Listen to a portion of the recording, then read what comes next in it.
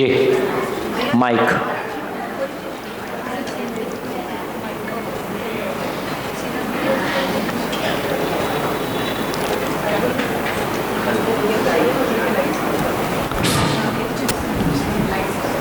भैया जी नमस्ते।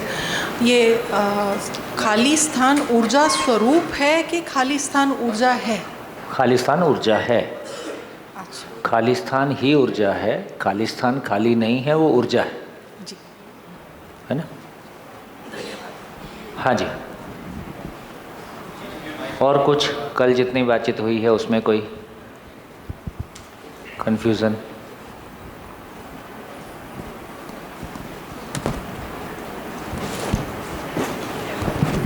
भैया जी आपने वहाँ पे 4 शब्द लिखे थे, अंतरिक्ष, आकाश, निर्वात और स्पेस। तो स्पेस में ये बाकी तीनों चीज़ें हैं? सारा ही स्पेस है जी। आकाश भी स्पेस है, अंतरिक्ष भी स्पेस है, निर्वात भी स्पेस है, लेकिन अलग अलग सिचुएशन में हम उनको पहचान रहे हैं। जी। तो इसका मतलब क्या हुआ कि अंतरिक्ष क्या स्पेस है? 2 प्लैनेट्स के बीच में जहाँ इकाइयाँ नहीं हैं, वायुमंडल नहीं है ना, तो वो जो जगह है वहाँ इकाइयाँ नहीं है लेकिन स्पेस तो है, इसलिए हम उसको अंतरिक्ष बोल रहे हैं। इस रूम के अंदर एक बॉक्स में से वैक्यूम पंप लगा के हवा निकाल दें तो अब उसमें पार्टिकल नहीं, इकाई नहीं, लेकिन खाली स्थान तो है, तो इसको भी निर्वात बोल रहे हैं, वैक्यूम बोल रहे हैं। लेकिन अंतरिक्ष और निर्वात में क्या अंतर है? निर्वात जहाँ है वहाँ पे कोई एटमॉस्फेयर ही नहीं है, इसलिए वहाँ पे कोई एटमॉस्फेरिक प्रेशर नहीं है ना, इसलिए जैसे ही उसमें से हवा निकालेंगे तो उसके चारों तरफ, हमारी बॉडी के ऊपर भी चारों तरफ एक प्रेशर बना हुआ रहता है एटमॉस्फेयर का, हवा का, वो यहाँ पे बना हुआ रहेगा। अंतरिक्ष में हवा है ही नहीं, और स्पेस तो सभी जगह है ही है, इकाई के अंदर भी स्पेस है, इकाई के बाहर भी स्पेस है। तो स्पेस तो सभी जगह है ही, इकाई के भीतर भी, इकाई के बाहर भी। तो धरती के ऊपर जहाँ तक हवा है वो जो स्पेस है उसको हम आकाश के रूप में पहचानते हैं। इसलिए कल हमने चर्चा किया कि दूरी क्या है, डिस्टेंस क्या है, तो डिस्टेंस भी स्पेस ही है, ये स्पेस को ही नाप रहे। तो खाली स्थान स्पेस है, खाली स्थान, सॉरी खाली स्थान ऊर्जा है। खाली स्थान ऊर्जा, लेकिन जो इकाइयाँ हैं वो ऊर्जा संपन्न है। हाँ, तो खाली स्थान तो सभी इकाइयाँ ऊर्जा में हैं। हाँ। लेकिन ये खाली स्थान देखो, अभी हमारी जो बोलचाल की भाषा में या हमारी जो फिजिकल लेवल पे कंडीशनिंग है, वो कंडीशनिंग है कि ऊर्जा मतलब क्रिया। अभी हमारी फिजिकल लेवल पे जो कंडीशनिंग है, मान्यता है कि ऊर्जा मतलब क्रिया, ऐसा हमारी, क्योंकि वो ऐसी ही है, चाहे हाइडल पावर है, एटॉमिक पावर है, कि हमारी मोटरसाइकिल से में हम पेट्रोल डालते हैं उसमें ताकत आती है, तो सब जगह वो क्रिया ही है। तो अभी हमारी संसार में जीते हुए ऊर्जा शब्द के साथ में क्रिया की कंडीशनिंग है, इसलिए जब इसको बोलने जाते हैं तो वो कंडीशनिंग हमारी अटकती है। तो क्या हुआ, हमारी कल्पना के अनुसार अस्तित्व को होना है, हमारी कल्पना के अनुसार अस्तित्व को होना है, या मेरी कल्पना को अस्तित्व के अनुसार होना है। मेरी दृष्टि के अनुसार सृष्टि होगी कि सृष्टि के अनुसार मेरी दृष्टि को होना है ना। तो सृष्टि नियम पूर्ण है और मेरी कल्पनाशीलता को उस नियम के अनुसार होना है, इसका नाम समझ है। तो इसका मतलब हुआ कि ये खाली स्थान जिसको हम पहचान रहे हैं, खाली स्थान क्यों बोल रहे हैं? क्योंकि आज तक हमको इकाइयों को ही देखने समझने की आदत है, तो जहाँ इकाई नहीं है उसको हम खाली बोल रहे हैं। तो खाली स्थान इकाई के संदर्भ में है, क्योंकि हमारी इकाइयों के साथ जीने की आदत है। एक ऐसी जगह जहाँ इकाई है ही नहीं, तो हम बोल रहे हैं भाई ये खाली है। क्या चीज़ के लिए खाली है? इसमें इकाई नहीं। लेकिन पता चला कि वो जो वास्तविकता है जिसको हम खाली स्थान कह रहे हैं, स्पेस कह रहे हैं, वो अपने आप में ऊर्जा है, लेकिन वो क्रिया शून्य भी है। अब ये लॉजिकल थोड़ा सा हमको सेटल नहीं होता है कि कोई चीज़ क्रिया भी है और क्रिया शून्य भी है और ऊर्जा भी है, लेकिन है तो है।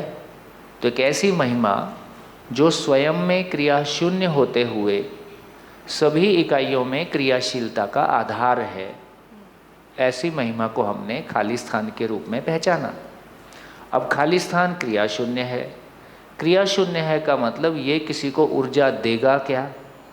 क्योंकि देना भी क्रिया है, इसलिए ये ना कुछ किसी को देता है ना लेता है, केवल है और ऊर्जा है। उसमें होने मात्र से सभी इकाइयाँ अपनी पात्रता अनुसार ऊर्जित हैं। पात्रता मतलब रिसीविंग कैपेसिटी।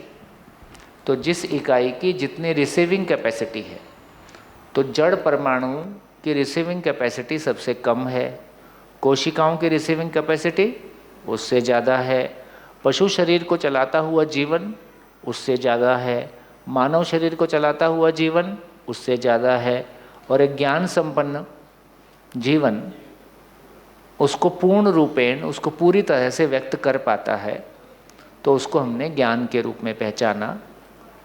धीरे से मैं इसको और बोलूँगा। तो ये हमने देखा।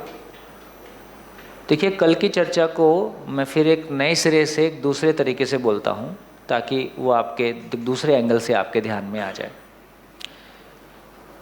अब यदि पूरी, देखो ये सब बात हम क्यों कर रहे हैं, ये भी अपने ध्यान में रहे। ये सब क्यों चर्चा कर रहे हैं भाई, हम ये सब क्यों कर रहे हैं? क्यों कर रहे हैं? किसके अस्तित्व को समझने के लिए? मेरे ही अस्तित्व को समझने के लिए। तो मैं ये समझना चाहता हूँ, यार ये मानव बन कैसे गया? ये मानव अचानक नहीं टपक गया ना। तो मानव कहाँ से आ गया, और ये मैं कहाँ से आ गया, और ये क्यों आ गया?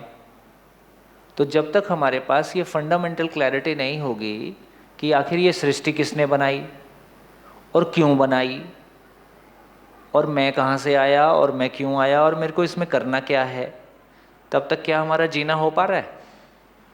अभी इतना ही कर पा रहे हैं कि कुछ पढ़ लेते हैं, एक जॉब कर लेते हैं, बिजनेस कर लेते हैं, कुछ पैसे ले आते हैं, खा पी के सो जाते हैं। अब बोलने के बाद कैसा लगता है, यार इतनी ज़िंदगी है क्या? है इतनी ही, कर यही रहे हैं। तो हम में से हर व्यक्ति पढ़ाई लिखाई करके कोई स्किल पाना चाहता है। वो स्किल पाके हम एक जॉब करते हैं, एक बिजनेस करते हैं, उससे पैसे कमाते हैं, खा पी के जिंदा रहते हैं। अब इतना सुनने से कैसा लगता है कि खा पी तो तब भी रहते जब माँ बाप कमा रहे थे, तो आपने कौन सा नया काम कर दिया? आपने क्या नया काम कर दिया? और बच्चे पैदा होना तो बायोलॉजिकल घटना है, उसमें आपका कोई योगदान है ही नहीं ज़्यादा, पशुओं के भी होते हैं। तो फिर हम क्या कर रहे हैं? क्या इसी का नाम जिंदगी है?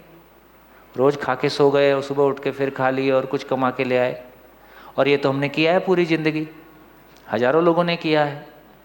यदि इसमें खुशी मिल जाती हो और इसमें पूरा पड़ जाता हो तो किसको दिक्कत? यदि इतना जीना, ऐसा जीना हमारे लिए पर्याप्त हो तो किसको दिक्कत? आज ऐसे तमाम लोग आपको मिलेंगे जिन्होंने जितना सोचा नहीं था उससे ज़्यादा पैसा कमाया है, जैसा सोचा नहीं था उससे ज़्यादा बच्चे अच्छे निकले, ज़्यादा अच्छे सेटल हो गए हैं। सब कुछ सेटल हो गया है जिसको हम सेटलमेंट मानते थे, लेकिन अपना मन अभी भी सेटल नहीं हुआ। अपने भीतर की बेचैनी, अपने भीतर की कोई तलाश, वो आज भी जारी है। और ज़्यादा पता चलता है 60 के बाद, जब बाकी सारी हवा निकल जाती है। तो इसका मतलब है कि यदि मानव केवल शरीर होता तो बढ़िया खा पी के मस्त रहता। आज संसार में खाने पीने की कमी नहीं है, पैसे की भी कमी नहीं है, लेकिन इतने में हम मस्त नहीं रह पा रहे, ये हमारी समस्या है। तो फाइनली ये लगा, यार सब तो कर डाला और क्या करें? तो इसका मतलब ये हुआ कि सब क्या कर डाला? आपस में बोलते हैं तुमको सब तो दे दिया, और क्या चाहिए? क्या दे दिया? खाना पीना सुविधा दे दिया। तो इसका मतलब है कि नए सिरे से सोचना पड़ेगा कि ये सब करके भी ज़िंदगी में तो खालीपन है, कोई अतृप्ति है, अपनों से गिला शिकवा है, अपने आप के भीतर कोई गैप है। इसका मतलब मैं क्या करूं कि मेरे को ठीक लगे? ये मेरी ज़रूरत है ना। तो यहाँ से ज़िंदगी की खोज शुरू होती है। तो इसका मतलब है किसी ना किसी पॉइंट पे हर व्यक्ति की ज़िंदगी में एक तो ये बहुत सामान्य स्थिति है कि कोई हर शाम कोई शाम आप अपने आप से पूछते ही हो आज दिन भर में क्या निकला। कितने लोगों के मन में ऐसा होता है कि आज दिन भर में क्या निकला, ये सवाल कभी ना कभी खड़ा हो ही जाता है। उसमें अक्सर संतोष नहीं होता है कि जो हुआ वो पूरा नहीं लगता है, और जब ज़िंदगी का के लंबा समय गुजरता है तो और समझ में आता है कि ये पूरा नहीं हो रहा है। तो फिर यहाँ से ये बात समझ में आया कि होल समझ में आता है तो पार्ट समझ में आता है। मेरे कुछ भी मान लेने से दुनिया नहीं चल रही है। सच्चाई जैसी है मैं समझूं तो ठीक, नहीं समझूं तो ठीक।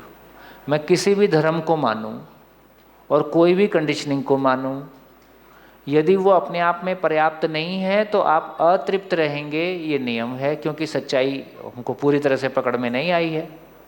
जैसे पानी की सच्चाई यदि हमको ये पकड़ में आ गया कि यार प्यास बुझती है तो उसने कब धोखा दिया।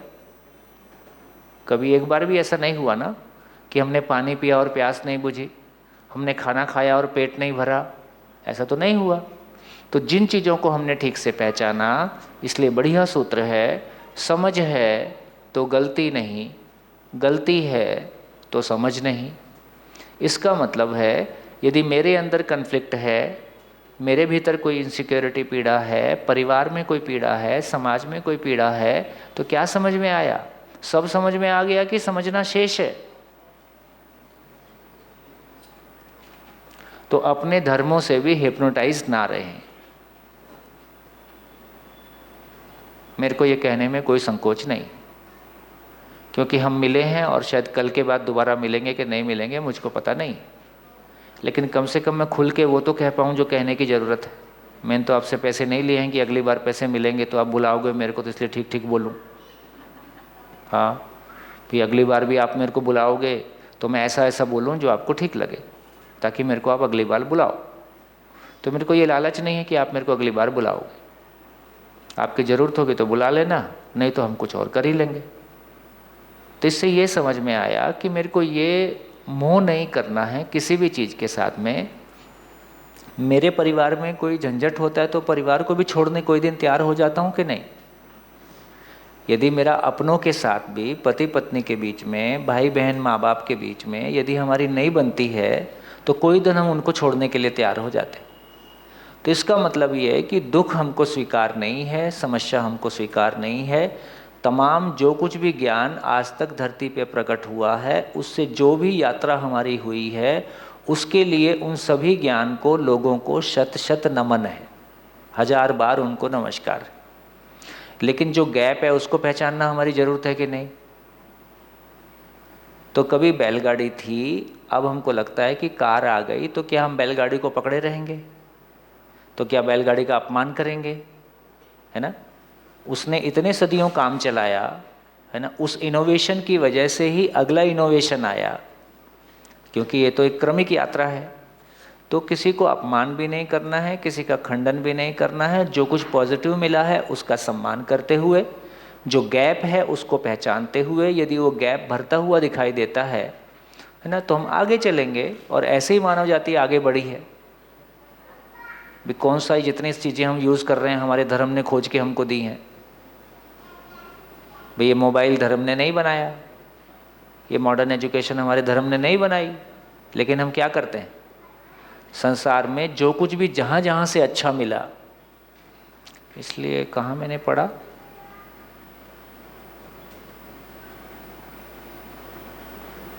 एक संस्कृत का बहुत प्रसिद्ध कोई वेद का कोई वाक्य है, आनो कृतवो, मतलब सभी तरह से शुभ विचारों को आने दो, शुभ विचारों का सभी दिशाओं से स्वागत करो, ऐसा वेद में कहीं लिखा है। वो वाक्य अलग अलग संस्थाएं अपने मिशन स्टेटमेंट के रूप में किसी रूप में कोट करती हैं। तो इसका मतलब मैं शुरू से जो कहने की कोशिश कर रहा हूँ कि सच्चाई जो अस्तित्व में है, सच्चाई वो अपने आप में निश्चित है ना। उस सच्चाई को ही व्यक्त करने का प्रयास हुआ है। वो सच्चाई पूरी तरह से व्यक्त हो जाएगी, इसका प्रमाण क्या है? उस सच्चाई को पूरी तरह से समझा गया, इसका प्रमाण क्या होगा?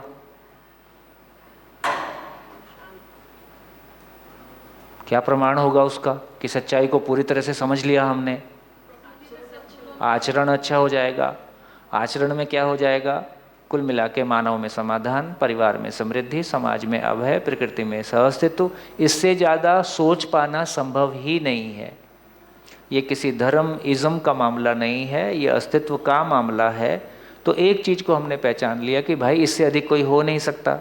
यदि हम वसुधैव कुटुम्बकम कह रहे हैं तो इससे अधिक और क्या हो करेंगे? वसुधैव कुटुम्बकम का मतलब है कि पूरी धरती एक परिवार हो जाए। बोलने के रूप में इससे अधिक और क्या बोल डालेंगे? और रुक नहीं रहा है, अब टिक नहीं रहा है अपना परिवार। अपना परिवार बचा नहीं पा रहे हैं, वसुधैव कुटुम्बकम की बात करेंगे, कौन हम पे भरोसा करेगा? कब तक ढिंढोरा पीटते रहेंगे? कब तक झंडे लेके चलते रहेंगे? तो क्या इस बात की आवश्यकता नहीं है कि हम आगे बढ़ें? तो इसका मतलब ये हुआ कि यदि मैं क्यों समझना चाहता हूं सब कुछ? मैं जीना चाहता हूं भाई, मैं जी नहीं पा रहा हूं, मेरे जीने में समस्याएं हैं। तो इसका मतलब है मानव लक्ष्य यदि साकार हो पाता है, किसी भी तरीके से हो जाए, मैं नहीं बोल रहा हूं कि इससे ही हो जाए, और इसमें तो कोई चिन्ह प्रतीक है नहीं, नागराज जी की भी फोटो नहीं लगा रखी है, उसकी भी पूजा नहीं कर रहे हैं। आदरणीय नागराज जी ऐसा बोलते थे कि यदि ये दर्शन भी लोगों को समझ में नहीं आया तो इसकी किताबें बच्चों की टट्टी पहुंचने के काम आएंगी। इससे बढ़िया और क्या बोलेंगे? तो ग्रंथों को सर पे रख के, ग्रंथों की पूजा करके हमको ज्ञान नहीं हुआ। ग्रंथों को सर पे रखने से ज्ञान होगा, उनकी पूजा करने से ज्ञान होगा कि उसको समझने से होगा, और समझने का प्रमाण आचरण से होगा। तो फाइनली आचरण के बिना मानवता रुकने वाली है क्या? आचरण के बिना कुछ घर में ही नहीं सुन रहा कोई, बाहर तो कौन सुनेगा? तो मेरे को लगता है कि यदि हम उस दृष्टि से देखेंगे, ये बहुत आवश्यक है। इसलिए मैं कई बार इसको एम्फेसाइज करता हूँ कि सृष्टि में नियम सार्वभौमिक है, सार्वकालिक है, सार्वदेशिक है। उसी नियम को समझने के तमाम धर्म और अध्यात्म, उसी नियम को समझने का अलग अलग मॉडलिंग है, और लगातार यह प्रयास होता ही रहेगा, आगे भी होता रहेगा। कैसा लगता है? इसमें कुछ विरोध, किसी का खंडन? तो इसमें ना किसी का खंडन है, ना किसी का मंडन है, सीधा सीधा अस्तित्व है। उसको समझने का प्रयास पहले भी किया गया और उससे हमको लाभ मिला है, हम बहुत दूर तक चले आए। लेकिन यात्रा पूरी हो गई कि शेष है? यात्रा शेष है। तो शेष करने के लिए फिर कुछ आएगा, इससे भी नहीं होगा तो फिर कुछ आएगा। इतना खुला माइंडसेट होगा तो कुछ समझ में आएगा, नहीं तो मैं कुछ कहता रहूंगा। आप शुरू में तो इसलिए 5 क्यों बोलता हूं, 5 बार बार क्यों बोलता हूं? क्योंकि 2-3 शिविर तो आप अपनी मान्यताओं से ही कंपेयर करोगे। ओशो ने तो ये कहा है, उसने तो ये कहा है, और वो गलत तो नहीं है। इतने दिन से जो माना हुआ है उसका भी तो हिसाब किताब सेटल करना पड़ेगा। लेकिन उसका सेटल करने का सबसे बढ़िया तरीका ये है, अधूरे में 2 चीज़ों को कंपेयर करेंगे तो पार नहीं पाएंगे। क्योंकि ना तो अभी हम मध्यस्थ दर्शन को समझते हैं, और हो सकता है जिसको बोल रहे हैं वो भी सुना ही हुआ है, उसमें भी हम आर पार नहीं हैं। तो कम से कम किसी एक चीज़ को आर पार करने के लिए एक चीज़ को तो पूरा ही समझना होगा। तो यदि आपको लगता है कि ये कंटेंट मेरे समझने के लिए अनुकूल है तो बाकी सब कुछ को एक बार बाजू में रख के इसको पूरा पूरा ही समझना होगा। ऐसा समझने का मन बनते बनते हो सकता है 5 शिविर लग जाए, इसलिए 5 बोलता हूँ। कोई पॉइंट आएगा जब आपको भरोसा हो जाएगा कि नहीं यार, ये जो अस्तित्व है ये नियमपूर्ण है और मानव में समझने की क्षमता है। मानव की समझने की क्षमता का अस्तित्व से मिलन हो जाए, इसका नाम ज्ञान है। आदिकाल से यही कोशिश हो रही है। तो ऐसा, इसलिए मैं शुरू के 2 दिन तो केवल माइंडसेट तैयार कर रहा हूं कि अपन बातों को सुन पाए। चलिए, तो मैं कह रहा था कि मैं थोड़ा सा एक नए एंगल से बोलता हूं ताकि हमारा ध्यान इस तरफ चला जाए। तो अब देखो हमको ये भरोसा हो गया, यदि मूल में जाएंगे तो अस्तित्व में इकाई के रूप में जड़ परमाणु ही सच्चाई है ना। और दूसरी सच्चाई हमने देखा कि ये खाली स्थान है, जिसको हमने ऊर्जा के रूप में पहचाना। तो यदि सही अर्थों में देखें तो परमाणु है। जैसे अभी मंगल को देखें तो सारा मंगल पे क्या चीज़ है, बृहस्पति पे क्या चीज़ है ना, केवल जड़ परमाणु है। अभी धरती भी नहीं बनी है। किसी प्लैनेट का धरती के रूप में विकसित होने का मतलब है कि उस पर सेल फॉर्मेशन शुरू हो जाए।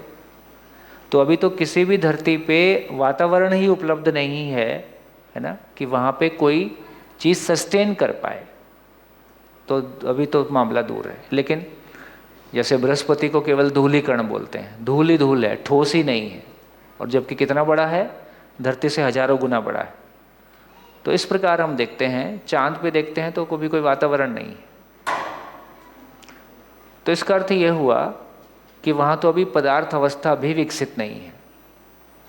और इस सौरमंडल में ये धरती, जहाँ पे मानव के रूप में हम सब बैठे हैं और बहुत सुख शांति से आराम से चल पा रहे हैं। तो सार रूप में पता चला कि अस्तित्व में सच्चाई के रूप में दो ही चीज़ें हैं, एक खाली स्थान, दूसरा खाली स्थान में जड़ परमाणु के रूप में तमाम चीज़ें। अब कल की चर्चा में ये निकला कि ये खाली स्थान अपने आप में पूर्ण है, ऊर्जा है। तो जड़ परमाणु पूर्ण में ऊर्जित है, इसलिए पूर्णता की प्रवृत्ति के साथ है, पूर्णता की ओर है। जैसे हमने चर्चा किया कि चाशनी में जलेबी डाली तो क्या हुआ, जो चाशनी का गुण है वो उसमें आ गया। तो जो खाली स्थान है वो पूर्ण है और ऊर्जा है। तो जड़ परमाणु के सारे अंश और जड़ परमाणु मिलके पूर्णता की ओर है। इस पूर्णता की ओर में क्या हुआ, पूर्णता की ओर मतलब व्यवस्था की ओर। तो फाइनली अंश मिलके परमाणु के रूप में पूर्णता को व्यक्त करते हैं। पूर्णता का मतलब है कि उसके आचरण की निश्चितता है, लोहा लोहा ही जैसा बिहेव करता है। तो इस प्रकार 108 प्रकार के परमाणु उपलब्ध हो गए। अब ये जितने परमाणु उपलब्ध हुए ये भी ऊर्जा में है कि नहीं है, ऊर्जा में ही है।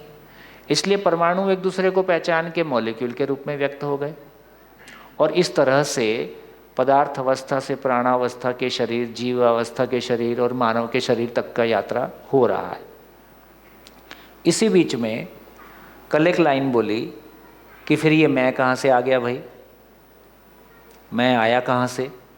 तो मैं को बोल रहे हैं कि जड़ परमाणु ही विकास पूर्वक चैतन्य हुआ है। जड़ परमाणु ही विकास पूर्वक चैतन्य हुआ है ना।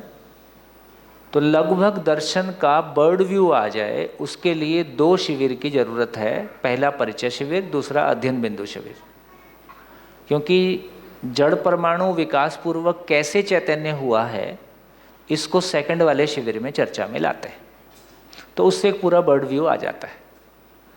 तो इससे एक बात समझ में आ गई कि ये जो मैं नाम की चीज़ है, जिसमें सोचने समझने की ताकत है, जिसमें जीने की आशा है ना, ये मूलतः जड़ परमाणु ही विकास पूर्वक चैतन्य हुआ है। अब ये जो चैतन्य हुआ चीज है ना, पकड़ के रखना, ये जो चैतन्य हुआ है ये अभी भी मूल ऊर्जा में है कि नहीं, अभी भी मूल ऊर्जा में है। मूल ऊर्जा क्या चीज है, अपने आप में पूर्ण है। तो मैं भी मूल ऊर्जा में ऊर्जित हूँ, इसलिए मुझ में भी, मैं में भी पूर्णता की प्यास है ना। ये जो खाली स्थान है इसको बोला कि ना इसमें कुछ जोड़ा जा सकता है ना घटाया जा सकता है, और ये है और इसकी निरंतरता है, इसको बोला पूर्ण। पूर्ण का मतलब जिसमें कुछ भी नहीं हो सकता है, वो एक सच्चाई है, उसकी निरंतरता है, उसको समझा जा सकता है उसमें ना कुछ जोड़ा जा सकता है ना घटाया जा सकता है, इसका नाम पूर्ण है।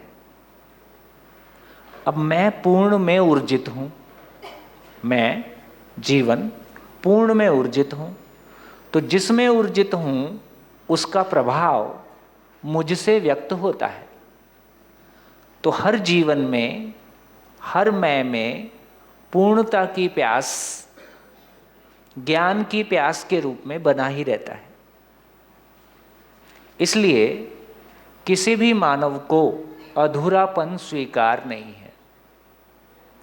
किसी भी मानव को अधूरापन स्वीकार नहीं है, चाहे वो अधूरापन शरीर में है, ये जो सभी में सुंदर दिखने की चाहत, सभी में परफेक्शन की चाहत, भय से मुक्ति, अभाव से मुक्ति, अज्ञान से मुक्ति, ये सारा का सारा मामला मूलतः मानव में परफेक्शन की चाहत है, पूर्णता की चाहत है, कंप्लीटनेस की चाहत है, किसी भी प्रकार की नेगेटिविटी से मुक्त होने की चाहत है।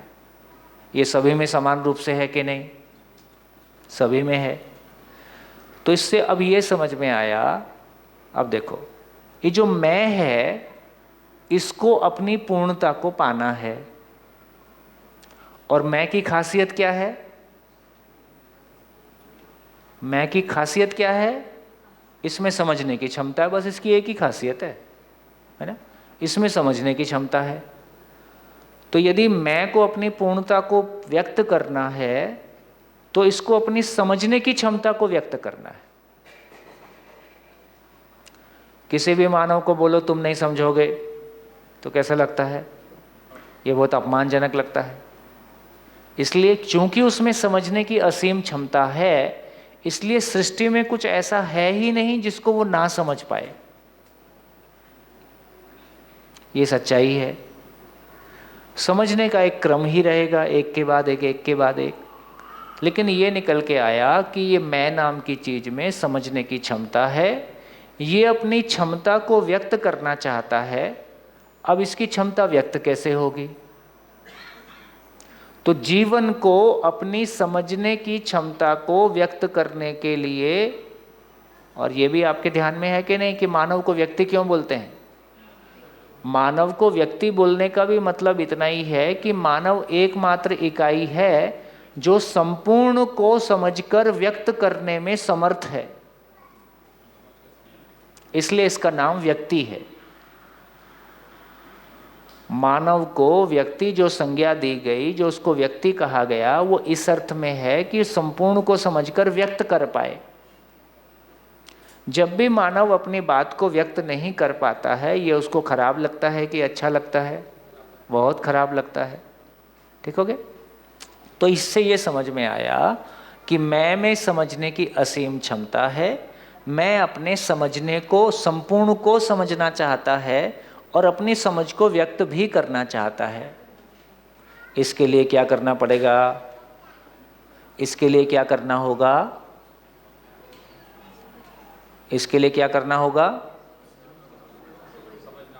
समझना पड़ेगा। समझने के लिए क्या करना पड़ेगा? घोड़ा पालना पड़ेगा। अब घोड़े की जरूरत आ गई। तो मानव के मैं के समझने के लिए शरीर एकमात्र साधन है। मैं के समझने के लिए शरीर एकमात्र साधन है। शरीर बनते रहें इसलिए स्त्री पुरुष का होना शरीर बनने की फैक्ट्री है। बस इतना ही काम है। बहुत उसको एकदम निरपेक्ष भाव से देखें तो बेसिकली ये शरीर रूपी साधन बनता रहे। क्या जरूरत है शरीर रूपी साधन की? ये मैं के समझने का साधन है। तो जिस तरह से मेरे माँ बाप ने मेरे को ये शरीर उपलब्ध कराया, मुझको मेरे माँ बाप ने नहीं बनाया। मैं अस्तित्व में इंडिपेंडेंट क्रिएशन हूँ। मैं को माँ बाप नहीं बनाते हैं। शरीर माँ बाप के द्वारा माँ के गर्भ में बन रहा है। पशु में भी बनता है, मानव में भी बनता है। अब मेरे माँ बाप ने मेरे को शरीर उपलब्ध कराया, तो इस शरीर के माध्यम से मेरी जितनी यात्रा पहले हो रखी थी उससे आगे की यात्रा मैंने शुरू की। और मैंने चीज़ों को समझने का काम किया। जो कुछ मैंने समझा उससे मेरी ज़िंदगी में आराम आया, और मेरे समझने के लिए जो मेरे को सूचना मिली वो इस दर्शन से मिली। पहले भी कुछ मिला था, है ना, इससे और कुछ बेहतर मिला। उसको समझकर मेरे परिवार में, वातावरण में जो आराम आया, मैं उसको शेयर भी करता हूँ। शेयर क्यों करता हूँ? क्योंकि जब हम कोई चीज़ को शेयर करते हैं और वो काम करती है तो उसकी तृप्ति हमारे भीतर आती है। ये तृप्ति और समझने के लिए प्रस्ताव बनती है और समझने की प्रेरणा बनती है। तो इसका मतलब ये हुआ कि जो अपन कह रहे थे कि स्थिति गति नित्य वर्तमान है, तो मानव के रूप में मेरा होना और एक मानव के रूप में जो स्थिति मेरी है वो समझना स्थिति है, दूसरे के लिए समझने के लिए उपयोगी होना गति है। समझना स्थिति है, दूसरे के समझने के लिए उपयोगी होना गति है। तो स्थिति गति हमेशा बना ही रहता है, वो हमेशा साथ ही होता है। तो इस रूप में बोला कि मेरे माँ बाप ने शरीर उपलब्ध कराया तो मैंने अपनी एक यात्रा की, उस यात्रा से जो मुझ में हल्कापन आया, उस हल्केपन को मैं आपके साथ में शेयर करता हूँ। आप में जो हल्कापन आएगा उसको आप आगे शेयर करेंगे। तो सार क्या निकला? घोड़ा क्यों पाला? तो मैं की जागृति के लिए, मैं के स्वतंत्र होने के लिए, मैं के हमेशा के लिए खुश हो जाने के लिए, हमेशा के लिए भय और अभाव से मुक्त होने के लिए, है ना, मैं इस शरीर को चलाता हूँ। और इसके अलावा कोई विकल्प नहीं है कि मैं समझदार हो जाए। अब शरीर की आवश्यकता है तो शरीर कैसे बना? तो दर्शन में क्या कह रहे हैं कि शरीर किसी पशु से प्रकट हुआ, है ना। जो म्यूटेशन होता है, अभी भी हम देखते हैं किसी गाय के पेट से कुछ थोड़ा सा, या मानव के शरीर से कोई ऐसा बच्चा पैदा होता है जिसका हाथ यहाँ लग गया, कुछ थोड़ा भी डिफॉर्म्ड चीज़ें पैदा होती हुई भी कभी कभी दिखाई देती। तो खैर, अभी के लिए ये कहा जा रहा है कि पशु जीव अवस्था के तृप्त होने से किसी पशु से मानव प्रकट हुआ, और लगभग मानव के स्वरूप में प्रकट हुआ, पूंछ घिस के मानव बन गया, ऐसा दर्शन में नहीं कहा जा रहा है। ये बाद की बात हो सकती है, लेकिन मानव आया तो किसी पशु से आया। अब मानव आने के लिए पशु की आवश्यकता है। अब पशु कहाँ से आएगा? तो पता चला कि प्राणावस्था तृप्त होगी तो कीड़े मकोड़े आएंगे, कीड़े मकोड़े आएंगे तो अंडा जाएंगे, अंडा देने वाले आएंगे, अंडा देने वाले आएंगे तो पिंड देने वाले आएंगे। अब ये भी समझ में आ गया कि अंडा पहले आया कि मुर्गी आया, बहुत दिन से फंसा हुआ था। तो पहले अंडा ही आएगा और फिर पिंडज, शरीर से शरीर देने वाले, शरीर से शरीर पैदा करने वाले पशु बाद में विकसित हुए। पहले अंडा देने वाले पशु, जीव जंतु ही विकसित हुए।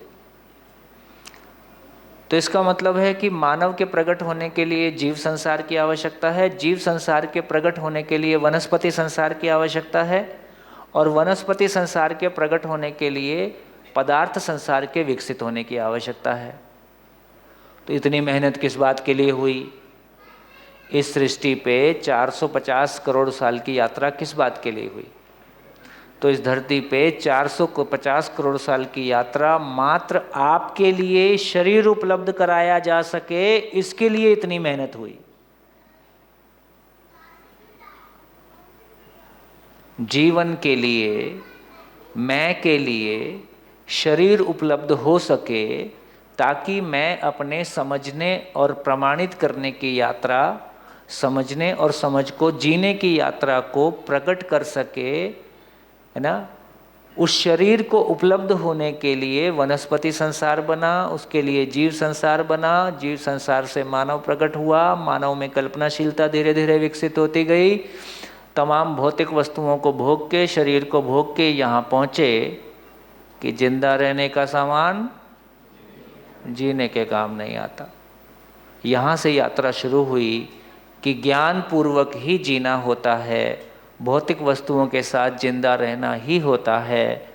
और ज्ञान का स्वरूप क्या है, ज्ञान किसको बोल रहे हैं, ये हमको धीरे धीरे इस दर्शन के माध्यम से क्लैरिटी बनी कि जो ज्ञान है वो गूंगे का गुण नहीं है, उसको कहा जा सकता है, वो वचनीय है और व्यक्त है, इसलिए हम उसको क्लासरूम में ला पाने की हिम्मत कर रहे हैं। तो क्या चेंज आया? इस दर्शन के आने के बाद धरती ने एक करवट बदली है, जिसमें कि अभी जिस सारे ज्ञान को हम धर्म और अध्यात्म के माध्यम से, प्रवचन और आस्था के माध्यम से, मान लेने के माध्यम से पाने की कोशिश कर रहे थे, उसको तर्कपूर्वक, विश्लेषणपूर्वक, यूनिवर्सल प्रैक्टिसेबल ग्राउंड्स पे क्लासरूम में लाया जा सकता है। ये एक नई शुरुआत हो रही है।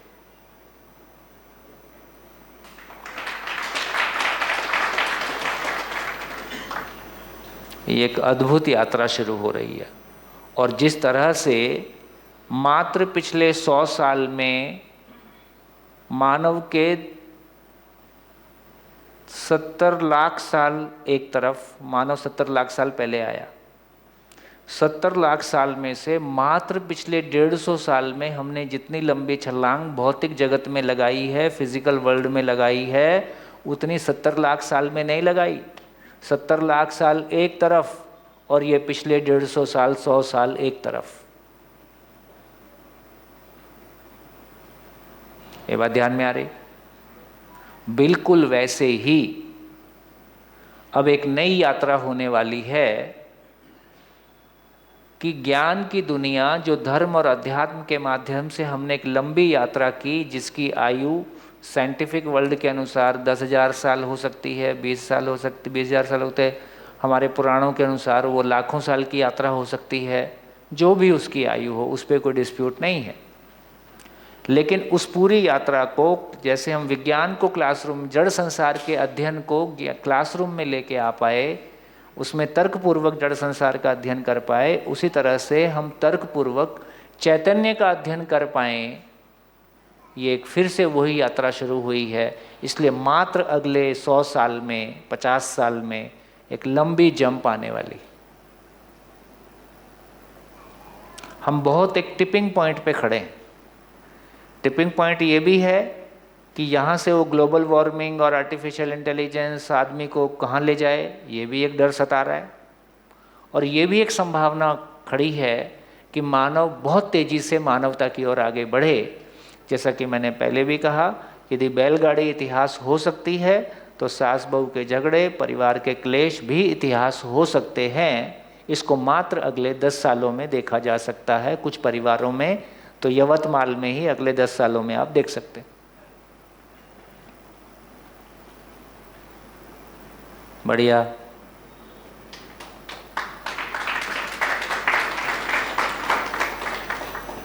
क्या समझ में आया?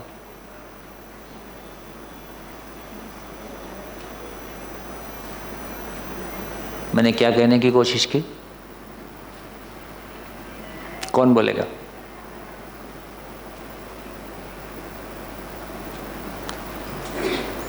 पिछले लाखों साल में जो नहीं हुआ है, अभी 100-150 साल में हुआ, और अभी आगे में भी वो जो है गति, आगे मात्र 25-50 साल में बहुत सारे चेंजेस आने वाले हैं। और ये माध्यम से कई परिवार ऐसे हो जाएंगे कि जहाँ घर का जो कलह है या परिस्थिति जो बिगड़ रही है वो एक सामान्य रूप में आ जाएगी। तो वहाँ पर मैं के लिए निरंतर सुख प्राप्त होगा। देखिए, बड़ा काम ये है कि जो हमारा हारा हुआ मन है, क्या हारा हुआ मन है? कुछ नहीं हो सकता है, कुछ नहीं बदलेगा, सब ऐसे ही चलेगा, कलयुग है, कलयुग में ऐसे ही होता है। तो हमने हाथ पैर ही हमारे ठंडे हो चुके हैं। यदा यदा ही धर्मस्य, कोई आएगा तार उद्धार करेगा। अब कोई एक आदमी सबका उद्धार करेगा कि हर घर में ही सबको अपना उद्धार करना पड़ेगा? हर घर में सभी को समझदार होना पड़ेगा कि कोई एक समझदार मानव ही सबका उद्धार कर देगा? सारे तरीके आजमा लिए ना, शक्तिपात से लेके सर पे हाथ रख दिया तो ज्ञान हो गया, और ये हो गया और वो हो गया, बहुत सारा काम किया। फिर भी हम जहाँ खड़े हैं उसको हम देख सकते हैं। इसका मतलब है कि उनका जो भी कोई सकारात्मक प्रभाव होता होगा उसके लिए कुछ नहीं कहा जा रहा है, लेकिन यात्रा तो अभी शेष है। और यात्रा तो इस लेवल पे खड़ी है ना। किसी भी प्लेनेट की जर्नी में ये होता ही होगा कि किसी पॉइंट पे साइंस विकसित हुआ, एटॉमिक वेपन का यूज़ हुआ और ये धरती सूरज बन गई। हमने कितने लोगों ने पढ़ा है फिजन और फ्यूज़न कितने लोगों ने पढ़ा है? पढ़ाई ठीक से नहीं किया हो, है ना। फिजन की क्रिया का मतलब है एटॉमिक वेपन यूज़ हो गया और ये फिजन हो गया, उससे इतनी एनर्जी निकली कि उस प्लैनेट के एटम अपने आप मिलके फ्यूज़ होने लगे। फ्यूज़ मतलब जुड़ने लगे। तो कभी एटम को विस्फोट करते हैं तो उससे ऊर्जा निकलती है, इसका नाम फिजन है।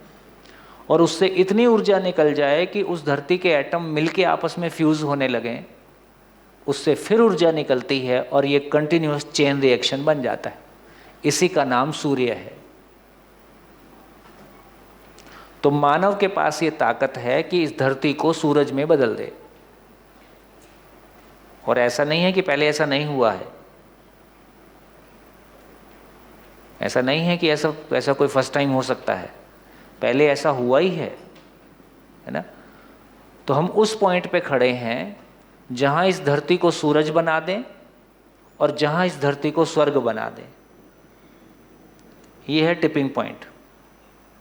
अब हमारे ऊपर पुरुषार्थ है और बहुत आशा की किरण है कि यवतमाल इसमें कोई एक चिराग बन जाए जो दुनिया को रास्ता दिखाए। क्या भरोसा नहीं हो रहा है? हाँ, भरोसा नहीं हो रहा है? कितने लोग को हो रहा है? हो रहा है? हो रहा है तो दम लगाओ। बैठे बैठे तो नहीं होगा, दम तो लगाना ही होगा, है ना। लेकिन ये बात ठीक है। तो सारी बात मैंने क्या कहने की कोशिश की? मैंने कहा कि सृष्टि में दो ही वास्तविकताएं हैं, एक मूल ऊर्जा है, एक जड़ परमाणु है। जड़ परमाणु ही विकास पूर्वक चैतन्य हुआ है।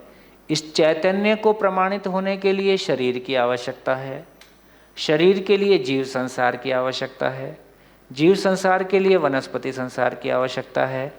इसमें लगे 450 करोड़ साल। तो आपके लिए, मेरे लिए इस प्लेनेट ने 450 करोड़ साल की यात्रा की ताकि इस मैं के समझने के लिए शरीर उपलब्ध कराया जा सके।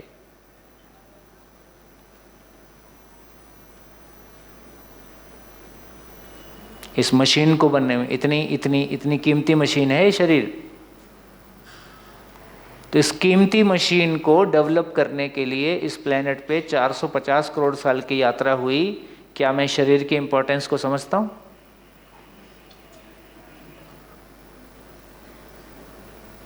ये कितनी कीमती मशीन है।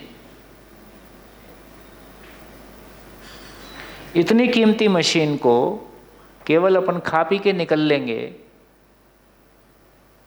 आपको पेमेंट मिला हाईएस्ट लेवल का और आपने काम कैसा किया? Minimum level. तो कहाँ तृप्ति मिलेगी भाई? किसी से पेमेंट ली और काम नहीं करेंगे तो कैसा लगेगा?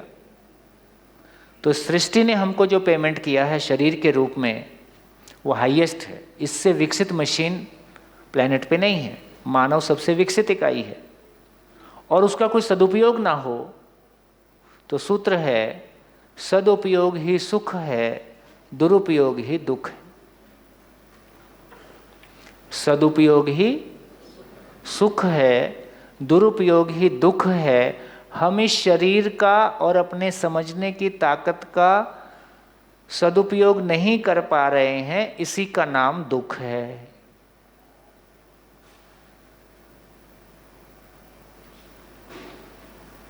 इससे हमको कोई नहीं बचा सकता। बचना है तो एक ही रास्ता है कि समझने की ताकत का और शरीर की ताकत का जिस अर्थ में वो अस्तित्व में है, जिस अर्थ में वो हमको मिला है, उस अर्थ में प्रयोग करेंगे तो चल जाएगा। और कोई रास्ता नहीं है, कुछ भी कर लो,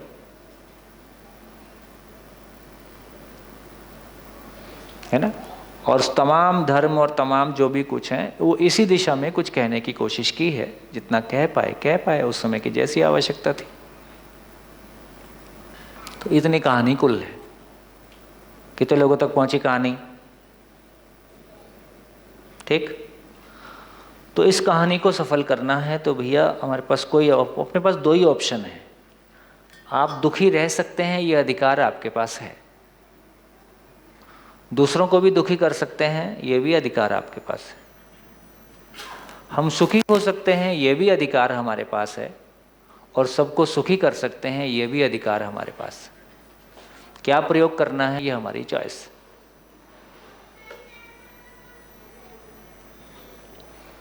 कैसा लग रहा है? क्या बढ़िया लगा? चारों ऑप्शन अपने पास।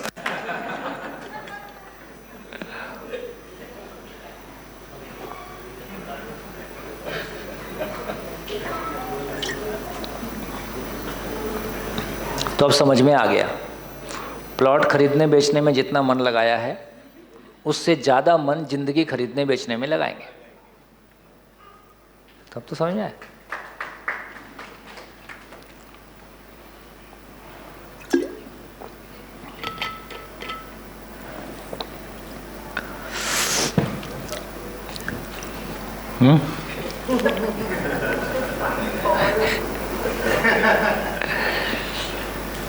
हाँ जी।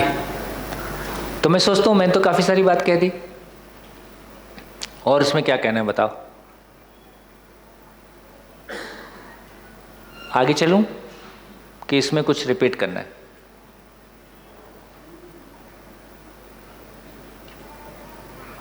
क्रिया शून्य होते हुए ऊर्जावान कैसे किया?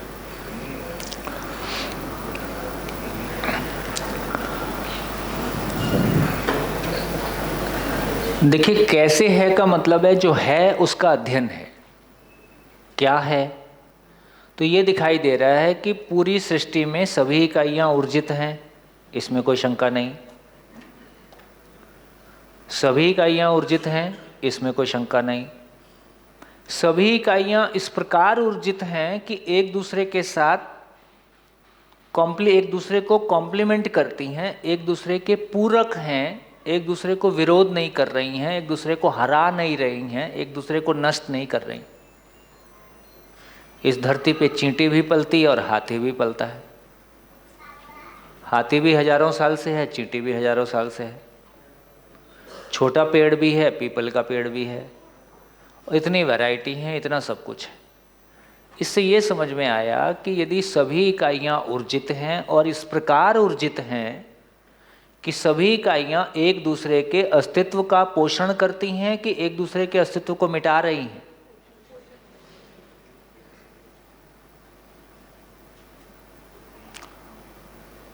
तो इसका मतलब है कि सभी इकाइयों के ऊर्जित होने का जो आधार है वो एक होगा कि अलग अलग होगा? कैसे? हम एक माँ के पेट से पैदा हुए तो हमारे बीच में एक रिलेशन पहचाना जाता है कि भाई बहन है, लड़े झगड़े कुछ भी करें, कहलाते भाई बहन। हम एक क्लास में पढ़े तो हम क्लासमेट कहलाते हैं, है ना। हम एक राज्य के रहने वाले हैं तो वहाँ से हमारा कोई कनेक्शन जोड़ते हैं। हम एक देश के रहने वाले हैं, वो एक कनेक्शन जोड़ते हैं। तो अल्टीमेटली हमारे बीच में कोई समानता है। हम एक कंपनी में काम करते हैं, वहाँ से हमको सैलरी मिलती है, तो वहाँ से एक रिलेशन है, भी हम एक सेम कंपनी में काम करते हैं। तो हम सब के बीच में कोई रिलेशन है। पूरी धरती के सारे मानव में कहीं भी रहे और पूरी प्रकृति सहित, मैं सामान्य एग्जाम्पल देता हूँ कि भाई कुछ लोग हिमालय पे गए और हमको पता चला वहाँ कचरा छोड़ के आ गए, न्यूज़ टीवी में आती है, तो न्यूज़ देख के हमारे मन में क्या आता है? इनको ऐसा नहीं करना चाहिए। तो इसका मतलब ये हुआ कि कोई भी दुर्घटना है, सड़क पे कुत्ता मरा हुआ है, हम देख के मज़े नहीं लेते, हमको ख़राब लगता है यार कुत्ता मर गया। पानी बह रहा है, आपके घर का कुछ नहीं जा रहा है, पर आपको लगता है यार ये नहीं होना था।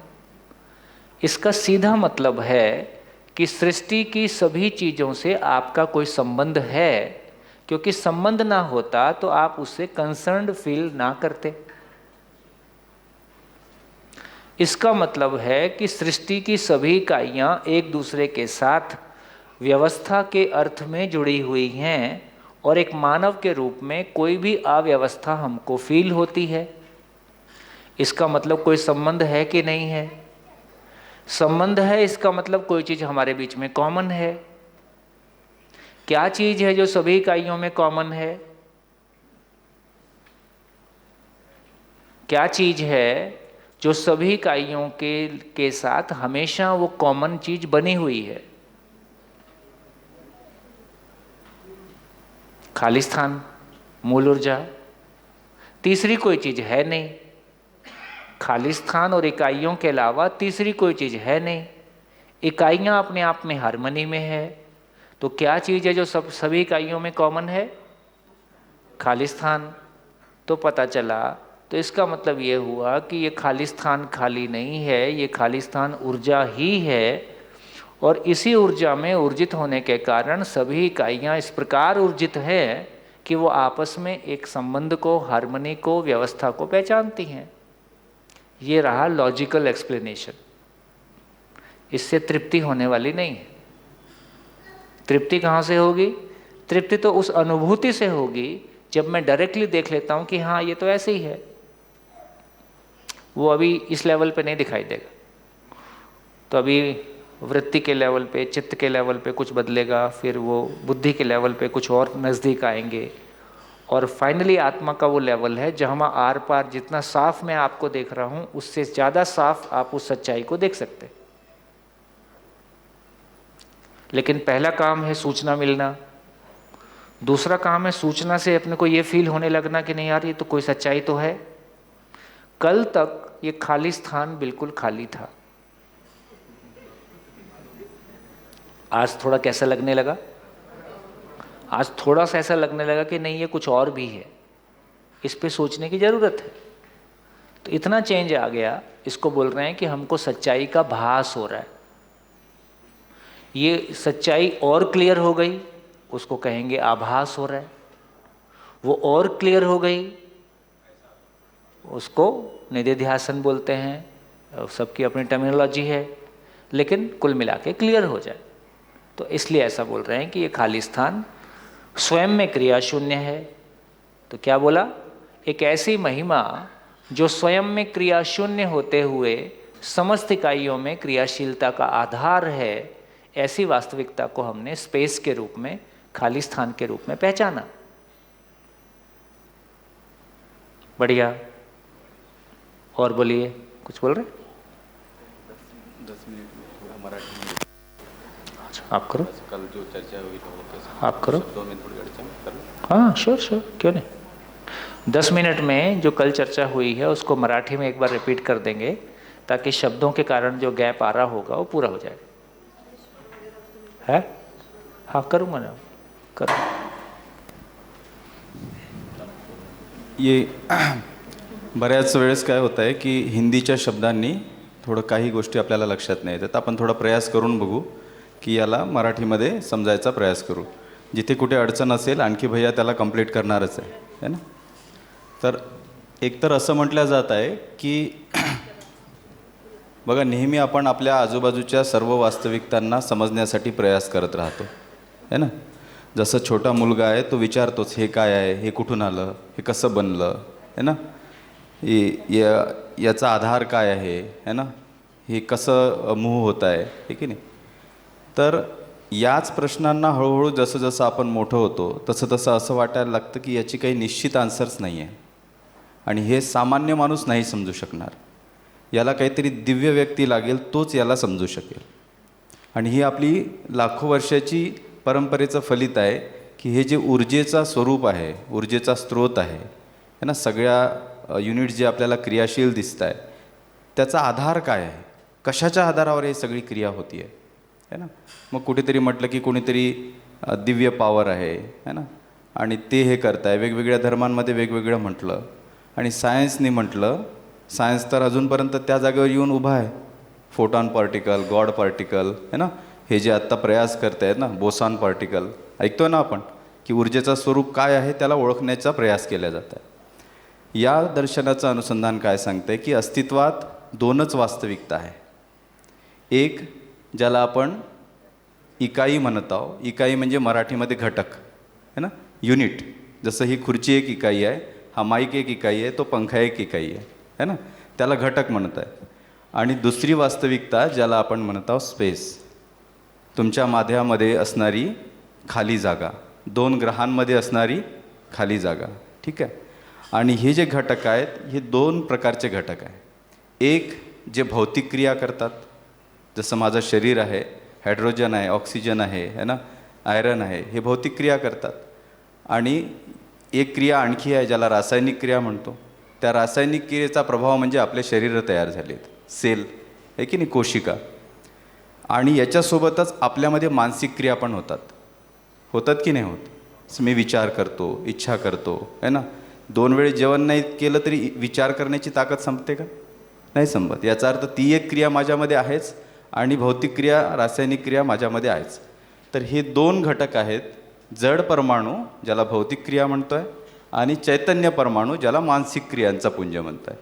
अस्तित्वामध्ये या 2 वास्तविकता आहेत. आणि या जड परमाणू आणि याचं जर आपण मोठं स्वरूप पाहिलं तर आपल्याला पदार्थावस्थेच्या स्वरूपात दिसतं. मणी, धातू है ना, दगड, पाणी, हे सगळं. मग प्राणवस्थेच्या स्वरूपात दिसतं, झाडं, वेली, पशुपक्षी. आणि नंतर मानवांचं शरीर आणि पशुपक्ष्यांचं शरीर. आणि चैतन्य परमाणू म्हणजे मानसिक क्रियांच्या स्वरूपात दिसतं.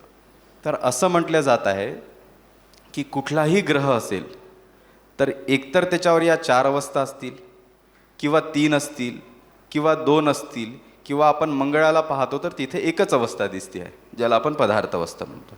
ठीक आहे. तर अस्तित्वामध्ये हे आहे. आणि हे कशात आहे? काय आन्सर येते याचं? खाली स्थान, स्पेसमध्ये आहे. आपलीच धरती आहे की अशा अनंत धरती आहेत? हां. मग एक शब्द निघाला अनंत. अनंतचा अर्थ आहे की ज्याला अंत नाही आणि ज्याला मोजताही येत नाही आणि ज्याला मोजण्याची आवश्यकता पण नाही आहे. म्हणजे असे किती ग्रहगोल असतील? अनंत. आणि या सर्व ग्रहगोलांना राहण्यासाठी ही असीम अवकाश किती असेल? बढिया. तिथे एक शब्द निघाला असीम. तर या असीम अवकाशामध्ये हे अनंत ग्रहगोल आत्ताच आहे की पहिलेही असतील? म्हणून एक शब्द इथे निघाला ज्याला म्हटलंय अनादी है ना. म्हणजे हा जो प्रश्न येतो की कुठून आलं, तर हा प्रश्नच व्हॅलिड नाही निघत. कुठून काय आलं, तर त्याचं उत्तर काय येईल की असीम अवकाश आहेच, यालाच आपण अस्तित्व म्हणत आहोत. असीम अवकाश आहेच आणि या असीम अवकाशात असे अनंत ग्रहगोल आहेच. आता नेक्स्ट क्वेश्चन असा निघतो जे इथे ठेवलं गेलं की हे स्पेस आणि युनिट, हे तर क्लिअर झालं आहे सर्वांना की स्पेसही आहे आणि युनिट्सही आहे. अशी जागा म्हणजे ही धरती. आता हे कुठे कुठे आहे हे जेव्हा पाहायला जातो तेव्हा त्याला आपल्याला परमाणविक स्थितीमध्ये पण पाहावं लागेल आणि 2 ग्रहाच्या मध्ये पण पाहावं लागेल. ठीक आहे. स्पेस आहे पण युनिट्स नाही अशी जागा आहे, 2 ग्रहांच्या मधली जागा. जिथे स्पेस आहे पण युनिट्स आहेत का? नाही आहे. हवा पण नाही आहे तिथे. स्पेस नाही आणि युनिट्स आहेत अशी जागा अस्तित्वात कुठेच नाही आहे. स्पेसही नाही आणि युनिट्सही नाही अशी जागा पण नाही आहे. म्हणजे काय? स्पेस आहे आणि युनिट्स आहे अशी जागा अस्तित्वात आहे. मग मूळ प्रश्न हा येतो की हे दोघंच नेहमीसाठी काय आहेत? सोबत सोबत आहे. यालाच अस्तित्व म्हणतोय. यालाच काय म्हणतोय? अस्तित्व. तर मुळात पाहिलं तर हे अस्तित्व या दोघांचं काय आहे? सहअस्तित्व आहे. हे लक्षात येत आहे? ये ध्यान में आ रहा है? हे दोघांचं काय आहे? सहअस्तित्व. कुणाचं? खालिस्तान आणि सगळे युनिट्स. बरोबर आहे. आता नेक्स्ट क्वेश्चन हा येतो की हे खालिस्तान क्रिया आहे का? याच्यामध्ये काही क्रिया दिसते आहे का? जसं माझ्या आणि तुमच्यामध्ये हे खालिस्तान आहे, याच्यात कुठली क्रिया आहे का? पण युनिट्समध्ये मात्र क्रिया आहे. ही धरती फिरते. ॲटम जे जे सायन्सशी रिलेटेड असेल त्यांना माहिती आहे की ॲटममध्ये सब ॲटॉमिक पार्टिकल्स आहे, न्यूट्रॉन, प्रोटॉन, इलेक्ट्रॉन, हे पण फिरतात. याचा अर्थ काय की ॲटमच्या मध्ये पण काय आहे, स्पेस आहे, आणि दोन ग्रहांच्या मध्ये पण काय आहे, स्पेस आहे. याचा अर्थ असा आहे की अस्तित्वात स्पेस नाही अशी एकही जागा नाही. जसं आपल्याला हा बोर्ड दिसतो आहे, असं वाटतं की या बोर्डमध्ये स्पेस नाही आहे, पण याचे जे पार्टिकल्स आहेत ते एकमेकांशी जुळलेले आहे, यांच्यामध्ये पण स्पेस आहे. लिहिलेली जी शाई आहे ती शाई मिटते ना, याचा अर्थ त्याच्यामध्ये काय आहे, शाई आणि बोर्डच्या मध्ये पण काय आहे, स्पेस आहे. तर अशी एकही जागा नाही आहे की ज्याच्यामध्ये स्पेस नाही. मग इथे प्रस्ताव असा दिला जात आहे की ही स्पेस जी आहे ती ऊर्जेचं स्वरूप आहे. एक तर्क असा लागतो की या घटक जे आहे ते स्वतःच ऊर्जित असतील, पण एखादी गोष्ट स्वतःच ऊर्जित आहे त्यावेळेस तिचं रॅन्डम होणं स्वाभाविक आहे, पण असं दिसत नाही. अस्तित्वात सगळे ग्रहगोल कितीतरी वर्षांपासनं कंटिन्यू स्वतःच्या गतीमध्ये आणि एकमेकांवर आदळत नाही आहे. याचा अर्थ इथे कुठेतरी व्यवस्था आहे, तेव्हाच हे एवढं व्यवस्थित चालतं आहे. आणि ती व्यवस्था कुणाला कमी कुणाला जास्त असेल तर चालेल का, कारण पुन्हा त्याच्यामध्ये अडचण आहे. तर तिथे म्हटलं जात आहे की अशी कोणती वास्तविकता आहे की जी सर्वच युनिट्सला सारखी उपलब्ध आहे. काय उत्तर येतं, स्पेस, खालिस्तान है ना. तर ही वास्तविकता सर्वच युनिटला सारखी उपलब्ध आहे. आता बघा काय म्हणताय, ह्या दर्शनाचा प्रस्ताव आहे. आता तुम्हाला आम्हाला सर्वांना काय करावं लागेल, याला चेक करावं लागेल. हा तर प्रस्ताव आहे ना, आपण चेक करून पाहू आपल्या लाईफमध्ये की ही विचारांची एवढी ऊर्जा, निरंतर ऊर्जा माझ्यामध्ये येत कुठून आहे. ही जी ग्रहगोल फिरताय ही कुठून आहे, कोणी फिरवताय की काय आहे, याचा तर्क काय लागतोय, आहे की नाही. हे आपल्याला काय करावं लागेल, चेक करावं लागेल, है ना. या चेक करण्यासाठी हा प्रस्ताव. मग आपण म्हटलं होतं जळी काष्टी पाशानी अत्र तत्र सर्वत्र, आठवतं की नाही. काय दिसतंय आता, जळी काष्टी पाशानी अत्र तत्र सर्वत्र काय दिसतंय, स्पेस. खालिस्तान नाही आहे असं युनिट नाही आहे, अशी जागा नाही. एवढं लक्षात येत आहे. बाकी भैया समोरचा जे स्टेप्स आहे याच्या ते पूर्ण करतील, आणि याला आणखी वेळ आहे.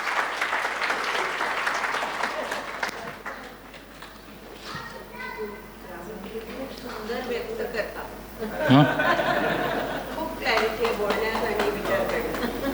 गॉड ब्लेस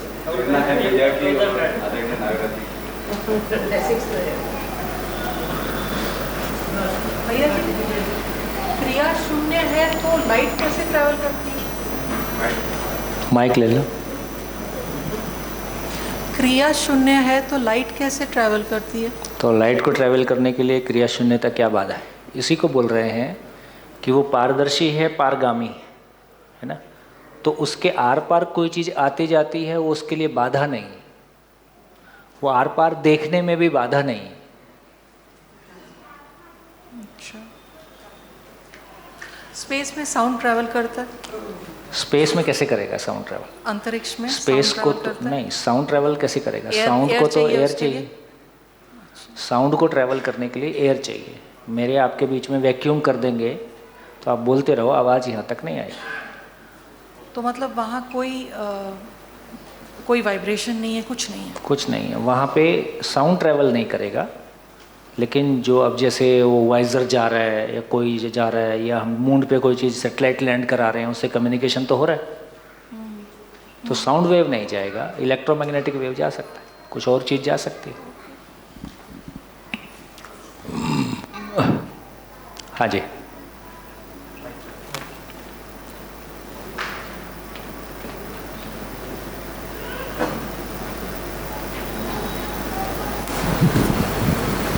नमस्ते. आपने बोला था कि हर एक इकाइयाँ एक दूसरे को नष्ट नहीं करती, लेकिन सिंह हरिन को खाता है तभी वो नष्ट करते हैं ना. ऐसा हमारा देखने का तरीका है. ये सर्वे ये कहता है, नॉर्मली हमको ऐसा लगता है कि जंगल में शेर नहीं रहेगा तो क्या होगा, हिरन ही हिरन होगी है. वो तो नेचुरल व्यवस्था है, तो हिरन ही एक हिरन बात होगी. कह रहा हूँ, ये कल्पना मिलाएं, तो शेर नहीं रहेगा तो क्या होगा, सब हरन रहेंगे और वो खा जाएंगे पूरा ये जंगल को, ऐसा लगता है ना. जबकि सर्वे ये आया, प्रैक्टिकली ये देखा गया, यदि किसी जंगल में शेर नहीं रहता है तो पशुओं की संख्या गिरने लगती है। क्यों? उल्टा है मामला।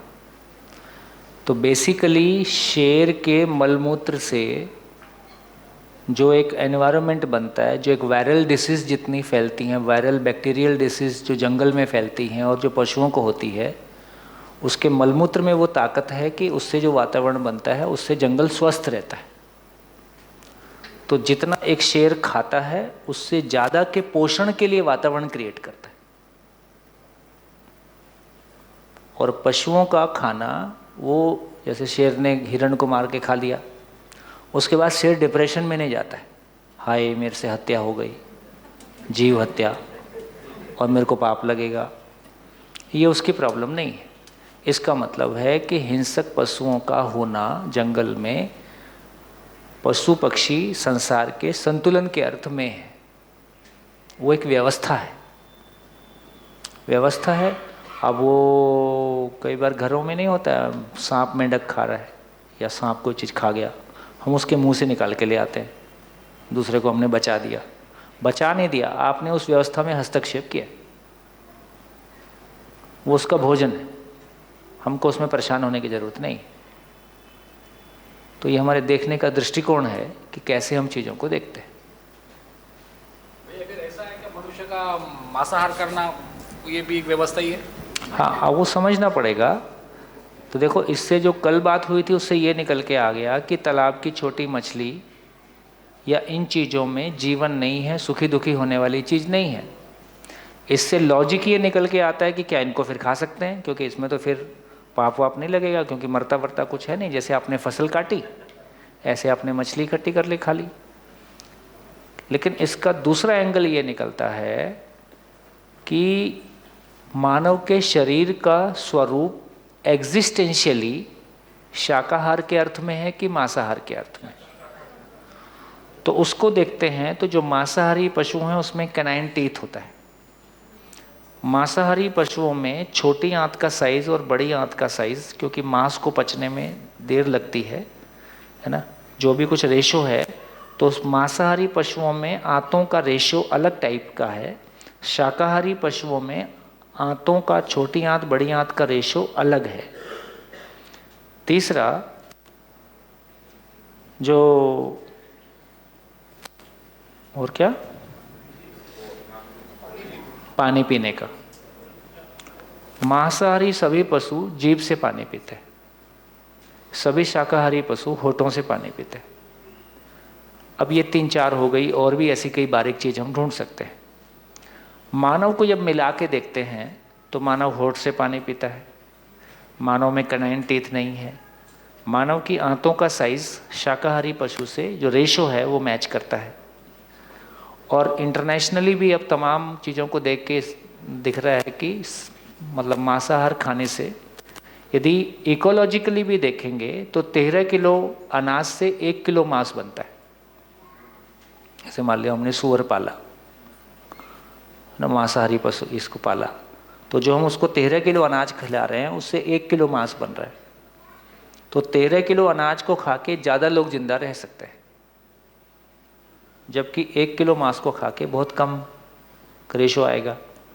तो उस दृष्टि से देखेंगे, और तमाम जो सर्वे हो रहे हैं जिससे कि तमाम वर्ल्ड में एक नया आंदोलन चल रहा है, अब लोग शाकाहार की तरफ मुड़ रहे हैं, तो उस शरीर के लिए भी, शरीर के स्वास्थ्य के लिए शाकाहार ज़्यादा अनुकूल दिखाई देता है। ये भी सर्वे से सिद्ध होता है। इससे एक दृष्टि हमारी ये जाती है कि मानव का शरीर मूलतः शाकाहारी है।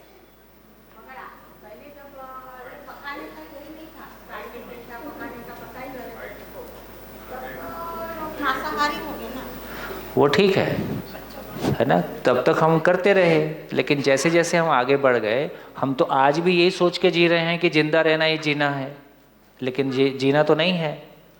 तो किसी काल तक हमको मांस पकाना, खाना पकाना भी नहीं आया था। आज 2024 में हमको जीना नहीं आता है।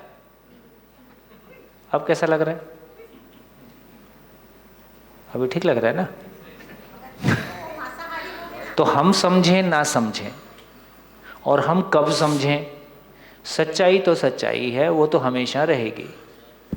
तो मानव का शरीर एग्जिस्टेंशियली यदि शाकाहारी है तो इसको धीरे धीरे हम समझेंगे।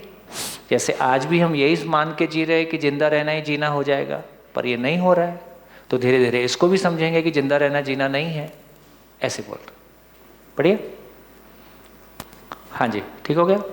तो ऐसे, लेकिन ये बात भी ठीक है कि बोले जैसा खाए अन्न वैसा बने मन। ये सही है कि जैसा रहे अन्न वैसा खाए मन, जैसा रहे मन वैसा खाए अन्न, क्या ठीक है? मन से अन्न बनेगा, अन्न से मन बनेगा, कि जैसी समझ होगी वैसा अन्न खाएगा? आप पाएंगे, मैं ऐसे लोगों को भी देखा जो मांसाहारी हैं, जिनका शिष्टाचार में कम से कम व्यवहार ज़्यादा अच्छा है। ठीक है, ऐसे लोग भी मिलते हैं। और ऐसे लोग भी मिलते हैं जो शाकाहारी हैं, जो बहुत उटपटांग जीते हैं। इसका मतलब अन्न से मन डिसाइड हो रहा है कि मन से अन्न डिसाइड हो रहा है? जिस दिन आपका मन होता है उस दिन ढाबा चले ही जाते हो, उस दिन बाटली खुली जाती है। ठीक, घर में कोई ना खाने दे, बाहर तो खा के आ ही जाते हैं जो खाना है। तो किसने बोला? कौन ले गया? शरीर ले गया कि मन ले गया? स्वाद कौन लेता है? जीभ स्वाद नहीं लेती, जीभ से मैं ही स्वाद लेता हूं। तो फाइनली मैं ही, एक व्यक्ति किसी सभा में जाके शाकाहारी से मांसाहारी हो सकता है, आधे घंटे में मांसाहारी से शाकाहारी हो सकता है। जिंदगी भर की आदत आधा घंटे में बदल सकती है, और जब बदलती है तो आधा ही घंटे में बदलती है। ठीक, तो एक व्यक्ति हिंसक से अहिंसक हो सकता है, मित्र से दुश्मन हो सकता है, दोस्त से दुश्मन हो सकता है। तो प्रभाव किसका पड़ रहा है? मन का मन पे, जीवन का जीवन पे, मैं का मैं पे प्रभाव पड़ रहा है। तो बहुत सारी बातें हम कह रहे थे, है ना, शायद वो हमारा सॉफ्टवेयर पुराना है, हम उतना क्लियरली नहीं पहचान पा रहे थे, है ना। तो इसका मतलब है ऐसा नहीं है। तो अन्न के अनुसार मन नहीं बन रहा है, अन्न का मन पे प्रभाव पड़ रहा है, नहीं पड़ रहा है ऐसा नहीं बोल रहे, लेकिन फाइनली अन्न का प्रभाव मन पे ज़्यादा है कि समझ का प्रभाव मन पे ज़्यादा है? और मन कोई भौतिक वस्तु नहीं है, मन चैतन्य है। अन्न वहां तक पहुंचता नहीं है। अन्न से शरीर बनेगा, ब्रेन बनेगा, मन तक वो नहीं पहुंच रहा है। बढ़िया हो गया। तो ऐसा प्रैक्टिकली देखेंगे जो हो रहा है, आप देखेंगे कि हाँ, मन जैसा होता है वैसा आदमी अन्न करने लगता है। इसलिए बोला जैसा किसी का संग रहता है, ग्रुप रहता है, उसमें प्रभावित हो जाता है। चलो इसको पूरा कर ले। तो बोर्ड साफ कर दो, इसको साफ कर दो, और लास्ट वाला साफ कर दो, ये पूरा ही साफ कर दो। चलो वो भी साफ कर दो।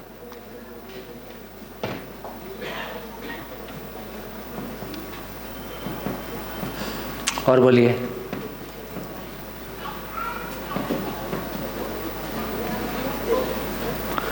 देखो, हम स्वयं को शरीर मान के चले हैं, इसलिए शरीर से ही मन को प्रभावित करने के सारे साधनाएं निकाले, तमाम आसन प्राणायाम, बहुत सारा जुगाड़। शरीर को साधने से मन को साध लेंगे, ऐसा कोशिश हुआ, गलत नहीं है, लेकिन अब उससे फास्ट मेथड आ गया, डायरेक्टली मैं को हैंडल किया जा सकता है। जो इन्होंने प्रश्न किया कि मांसाहार और साकार का, और आपने जो उत्तर दिया, शरीर, मानव शरीर एक प्रकार है इसलिए शाकाहारी कर रहे, लेकिन सबसे ज़्यादा तो कोई भी मनुष्य को दूसरे पंचेंद्र जीव को खाने का अधिकार नहीं है ना। वो ये शिविर के हिसाब से भी गलत हो रहा है, तो वो बेसिक आंसर है ना। क्या मानव को किसको खाने का अधिकार नहीं है, ये समझना होगा। तो मानव को किसी ऐसे शरीर को खाने का कोई अधिकार नहीं है जिसको कोई मैं ही चला रहा है, मेरे ही जैसा है। बरोबर। तो मैं किसी का घर छीन लूँ, करेक्ट, ये मुझको अधिकार नहीं है। बरोबर। तो इसका मतलब ये हुआ कि लगभग जो जीवावस्था है, अब ये पहचानना पड़ेगा कि किस शरीर को मैं चलाता है। उसके 3 पैरामीटर्स हैं। उसको ट्रेन किया जा सकता है, वो भयभीत होता है, उसमें विकसित मस्तिष्क है, ऐसे सभी शरीर को कोई जीवन चलाता है। तो उनको तो मारने का अधिकार किसी को है ही नहीं। बरोबर, बिल्कुल बरोबर। लेकिन अब इधर सब्जी भाजी वनस्पति संसार, तो वनस्पति संसार में कोई मैं नाम की चीज़ नहीं है, सुखी दुखी होने वाली चीज़ नहीं है, इसलिए उसको भी कोई दिक्कत नहीं है। छोटी मछली कीड़े मकोड़े, अब चाइना तो पूरा कीड़े मकोड़े पे सब खा लेते हैं भाई लोग। अब पता चला कि मानव शरीर मांस के लिए है ही नहीं, तो इसलिए वो भी कैंसिल हो गया। बरोबर, ऐसा। धन्यवाद।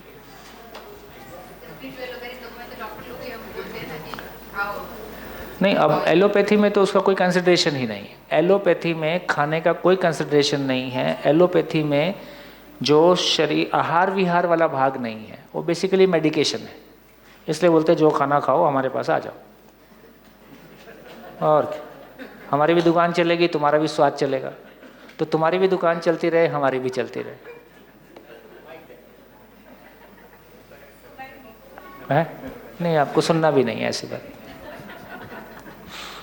यहाँ मैं थोड़ा सा एटमॉस्फेयर लाइट कर रही हूँ कि जो हम बचपन से गाना सुनते आए हैं, दुनिया बनाने वाले काहे को दुनिया बनाई, तो आज आपने हमारा वो भ्रम बिल्कुल तोड़ दिया है और अब हमको समझ में ही आ रहा है कि दुनिया क्यों बनी है। हाँ, और बनाई है ये भी भ्रम टूट रहा है, उसको भी समझेंगे। अच्छा, वो बचा ही है, वो बचा ही है। तो फिर वो गाना डिलीट एंड में होगा। हाँ, इससे इसका एंड बहुत सुंदर होने वाला है। उस जितना सुंदर उस गाने को गा के आपको लगता है, इसका एंड उससे बहुत सुंदर होने वाला है जी। तो आगे बढ़ते हैं भैया, इसको भी मिटाई दो। हाँ जी, लेकिन ये कनेक्शन कितना शानदार है, आप उस पर बहुत खुश होते हुए दिखाई नहीं दिए, लेकिन ये कनेक्शन बहुत शानदार है कि मेरे लिए इस प्लेनेट ने 450 करोड़ साल की यात्रा की है, तो मेरे को ये मशीन उपलब्ध कराई है।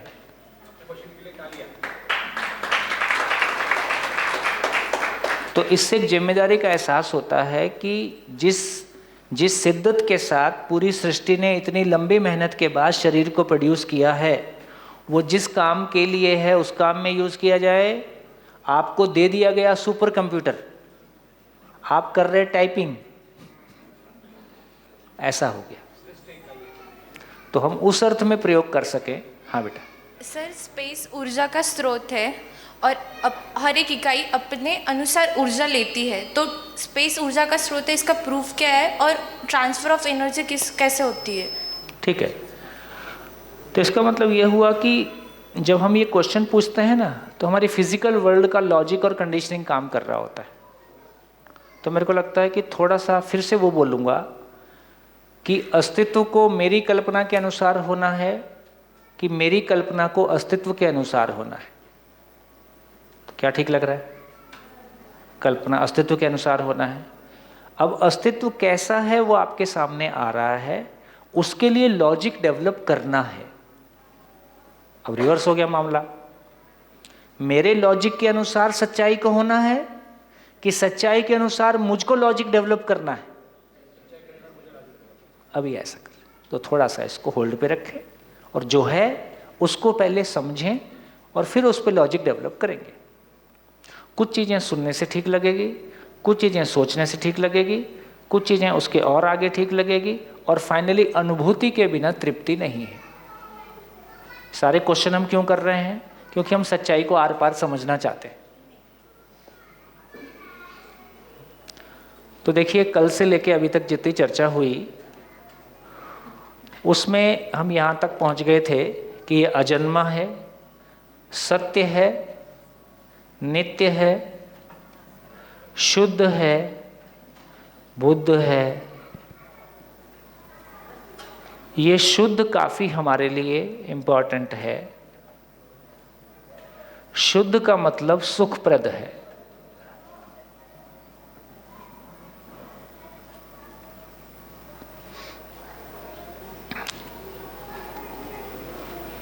थोड़ा सा 2 कदम और चलते हैं।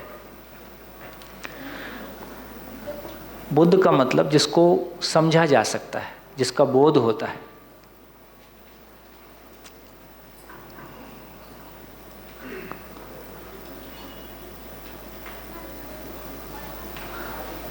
शिविर के दौरान कई बार ये बात चर्चा में आई कि खाना खाने से मिलने वाली ऊर्जा सीमित है कि असीमित है,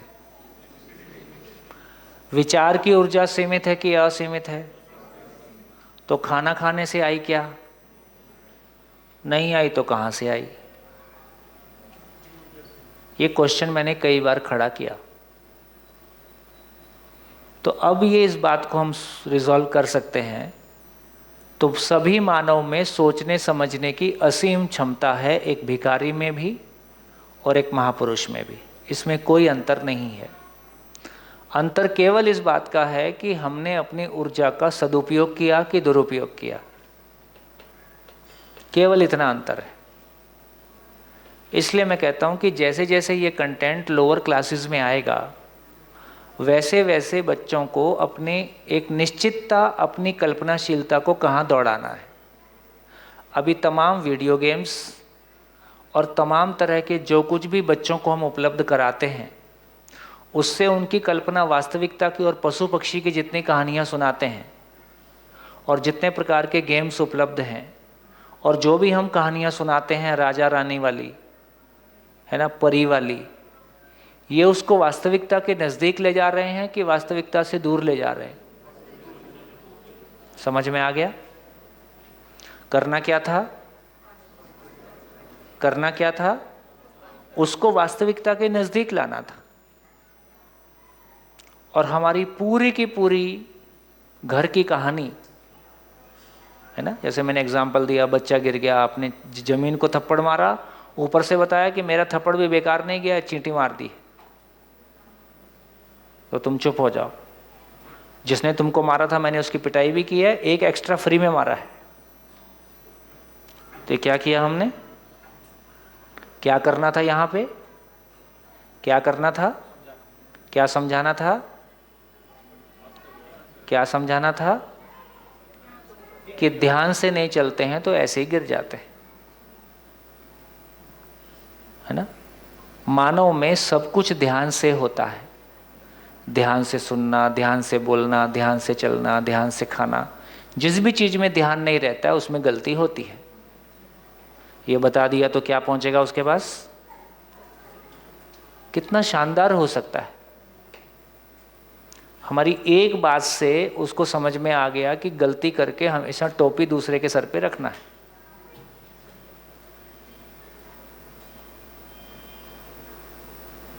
चलो जाने दो, ये बात कहने से ना गाड़ी कहीं और पहुंच जाती। मैं तो कभी कभी बहुत आश्चर्य करता हूं, यार ये 2 लाख साल से मानव ऐसा ही है जैसा अभी दिखता है। ये किया क्या?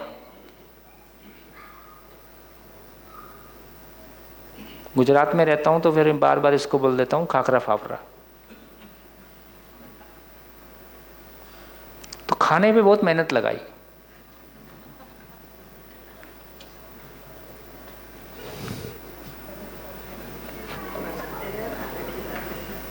एक से एक स्वादिष्ट, इतना स्वादिष्ट कि मन उससे निकले ही नहीं।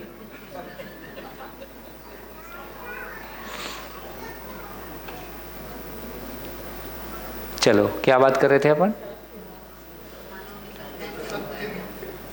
क्या कर रहे थे? हाँ, तो हम चर्चा कर रहे थे कि ये कल्पनाशीलता कहाँ से आई। तो कहाँ से आई? तो अभी के लिए इतना ही कि यदि कल्पनाशीलता को देखते हैं तो उसकी प्रॉपर्टी कैसी दिखाई देती है। उसका कोई आकार है, मास है ना। उसका कोई आकार नहीं है, उसका कोई मास नहीं है। आकार नहीं है, मास नहीं है, ऐसी अस्तित्व में क्या चीज़ है? जैसे पेन का मास है, पेन का आकार है। विश्वास का मास है, विश्वास में मास है, उसका कोई आकार है। तो ऐसी क्या रियलिटी है अस्तित्व में जिसमें आकार और मास दोनों नहीं है, खाली स्थान? तो इससे ये समझ में आया कि ये खाली स्थान जो कि खाली नहीं है, तो मूल ऊर्जा जीवन से भी, मैं से भी आर पार है।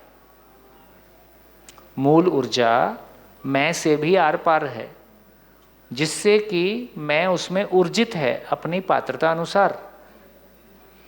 तो मूल ऊर्जा और मैं के सहअस्तित्व में व्यक्त प्रभाव कल्पनाशीलता है।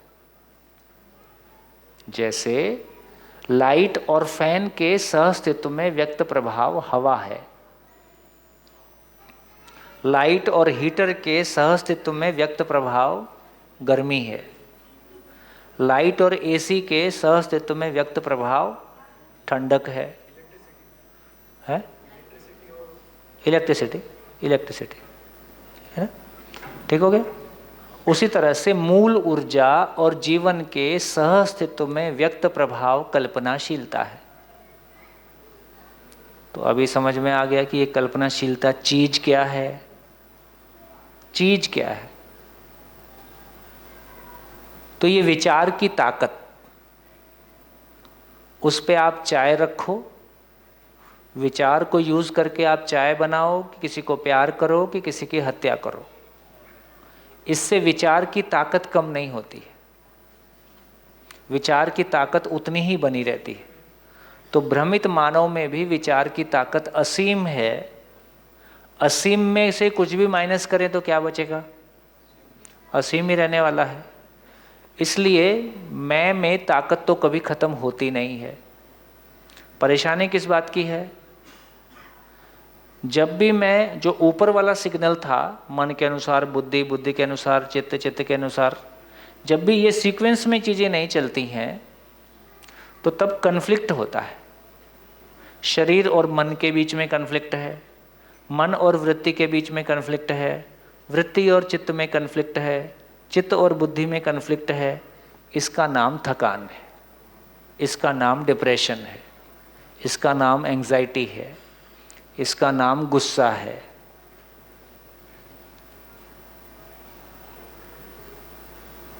बढ़िया। हाँ, ताली तो अच्छे से बजा लो।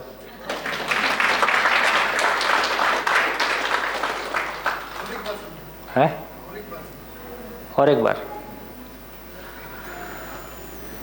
तो देखो, ये कह रहे हैं कि कल्पनाशीलता चीज क्या है। हर चीज को ये पकड़ना पड़ेगा कि ये चीज क्या है। जैसे पेन बोलने से, मोबाइल बोलने से हमको पता है यार प्लास्टिक और इंक है, तो जब तक ये क्लैरिटी नहीं आएगी तब तक उस चीज के बारे में हमको कॉन्फिडेंस नहीं आ रहा है। तो ये कह रहे हैं कि भाई ये कल्पनाशीलता चीज क्या है। तो कहा भी खाने से तो आ नहीं रही, तो कहाँ से आ रही फिर? तो कहा कि मूल ऊर्जा और जीवन के सहअस्तित्व में व्यक्त प्रभाव कल्पनाशीलता है। क्या कल्पनाशीलता है? आशा, विचार और इच्छा, ये तीन शक्तियां सभी मानव में व्यक्त हैं। हमेशा मैं खुश रहूं, इस बात की आशा। मानव में विश्लेषण की क्षमता है ही है, विचार की ताकत है ही है, और सारी इच्छाएं किस बात की? सुखी होने की इच्छाएं। तो आशा, विचार, इच्छा, तीनों को एक साथ मिला के बोला कल्पनाशीलता, पावर ऑफ इमेजिनेशन। तो पावर ऑफ इमेजिनेशन, कल्पनाशीलता, आशा, विचार, इच्छा, तीनों को एक साथ मिला के बोला। तो बेसिकली आशा, विचार, इच्छा या कल्पनाशीलता जीवन से मूल ऊर्जा जीवन से कल्पनाशीलता के रूप में व्यक्त है। बढ़िया। तो अब हमको यह भी पता चल गया कि यार ये कल्पनाशीलता क्या चीज है। ठीक। अब हम देखते हैं कि भाव क्या चीज है। पकड़ के रखना है इसको ठीक से। कल्पनाशीलता क्या चीज है? आशा, विचार, इच्छा जीवन से व्यक्त प्रभाव के रूप में कल्पनाशीलता व्यक्त है। अब हम देखते हैं भाव क्या है। भाव की स्वीकृति ये कैसे होती है? तो मैं सामान्य एग्जांपल लेता हूँ, जैसे कीवी जो है हमारे यहाँ पाया जाने वाला फ्रूट नहीं था और उसकी बड़ी एडवर्टाइजमेंट की गई। वो ना खाने में कोई स्वाद है और भाई लोगों ने सबको खिला दिया। ठीक। अब किसी ने वो फ्रूट के साथ मेरी कल्पनाशीलता कैसे पहचानती है, तो किसी ने मेरे को बताया कि वो चीकू टाइप ना थोड़ा अंडाकार रहता है, थोड़ा चीकू से बड़ा रहता है और ऊपर उस पर हल्के हल्के से बाल से निकले रहते हैं और काटने से थोड़ा सा खट मीठा रहता है और अंदर हरे से कलर का मिक्स का कलर रहता है। अभी मैंने देखा नहीं है, किसी ने मेरे को ऐसा बताया। स्वाद तो उतना नहीं है पर उसमें गजब के गुण हैं, वो शरीर के लिए बहुत बढ़िया चीज है। भाई आम की तरह मीठा तो नहीं है, पर उसने दूसरा पुंगी अटका दिया बीच में, बोले वो शरीर के लिए गजब की चीज है। शरीर तो अच्छा, फिर तो अब क्या हुआ ये सब सुनने से? तो कीवी के बारे शब्दों से जो कहा वो मेरे कहाँ आ गया? मेमोरी में आ गया। और जो उसने लास्ट में बोला कि शरीर के लिए बहुत बढ़िया चीज है, उससे क्या हो गया? कीवी खाने की इच्छा।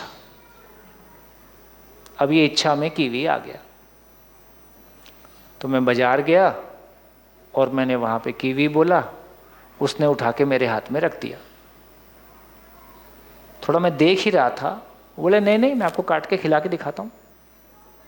उसने खिला के भी दिखा दिया, स्वाद उतना खराब भी नहीं लगा और उसने भी तारीफ कर दी। अब मैंने खा लिया कीवी, अब क्या हुआ? अब तक कहाँ था? मेमोरी में। अब कहाँ पहुँच गया? अब तक केवल शब्दों में, अब तक मेमोरी में शब्द थे, अब मेमोरी में उसका स्वाद भी स्टोर हो गया। अब मेरे से कोई पूछता है कि कीवी क्या है, तो मेरे को उसका एहसास कैसा है ना? मैंने खाया भी है। ठीक। तो ये क्या प्रोसेस हुआ? पहले मेरी कल्पनाशीलता में उसका मीनिंग आया, फिर मैंने उसको खा के देखा और उसका स्वाद मेरी मेमोरी में चला गया, और इस तरह से कल्पनाशीलता, कीवी मेरी कल्पनाशीलता का पार्ट हो गया। अब कोई कीवी बोलता है मैं नहीं भी खा रहा हूं तो मेरे को लार आ रही है, क्योंकि मेरे को उसका स्वीकार्यता हो गया। तो किसी चीज को सुनना, सुनने के बाद उसको एक्सपीरियंस करना और उससे उसका स्वीकार हो जाना, और मान लो रिवर्स हो गया, खा के देखा अपने को कोई काम का नहीं, तो सारी सूचना रिजेक्ट हो गई। भाई होगा यार काम का, पर मेरे को पसंद नहीं, ऐसे भी लोग हैं। तो मेरे को पसंद नहीं है, तो अब क्या हो गया? वो मेरी कल्पना में स्वीकार हुआ कि नहीं स्वीकार हुआ? कल्पना में नहीं स्वीकार हुआ, तो भव की स्वीकृति हुई कि नहीं हुई? नहीं हुई। तो भाव होगा कि अभाव होगा? तो कीवी के लिए मेरे भीतर अभाव है, भाव बना ही नहीं। स्वीकारता तो भाव बनता, अस्वीकार कर दिया तो अभाव है, भाव नहीं है। भाव बनता तो क्या होता? इसका नाम सुख है। तो जो मूल ऊर्जा जीवन से कल्पनाशीलता के रूप में व्यक्त है, उसी कल्पनाशीलता से मैंने किसी वस्तु को पहचाना, वस्तु को स्वीकार कर लिया, इसका नाम भाव है, इसी का नाम सुख है। तो इसका अर्थ क्या हुआ? ये कल्पनाशीलता संपूर्ण भाव का आधार है, इसलिए एक नाम महाभाव है।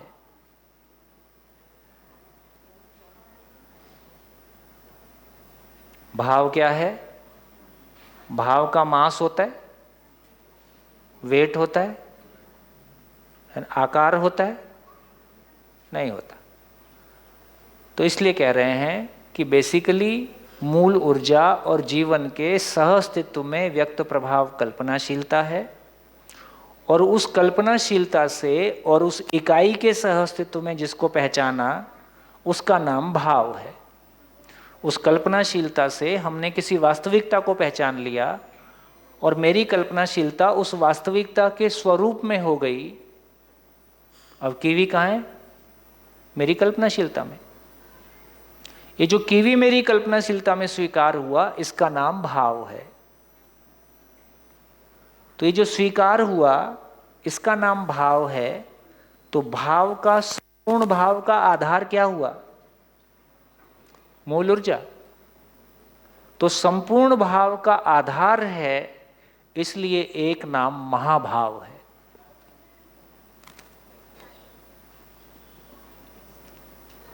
ठीक? कीवी पसंद नहीं आया, हाँ, उसके टेस्ट को रिजेक्ट कर दिया, वो रिजेक्शन को स्वीकार कर लिया। हाँ, रिजेक्शन को स्वीकार कर, इसको नहीं स्वीकारना है ये स्वीकार कर लिया, ठीक है, तो वो भी भाव है।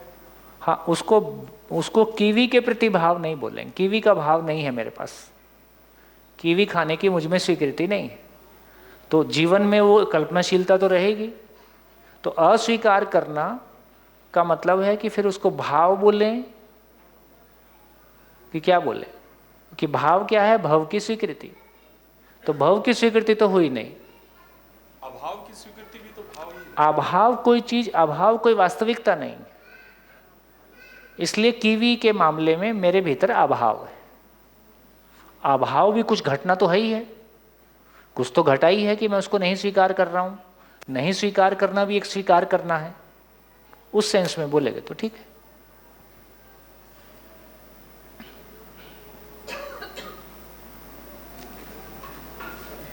टाइम इतना जल्दी कैसे हो जाता है? आपने जो बोला था चित्त और मन में उससे डिप्रेशन, एंजाइटी और गुस्सा होता है, वो समझा। अच्छा, हाउ? तो देखो ये बोल रहे हैं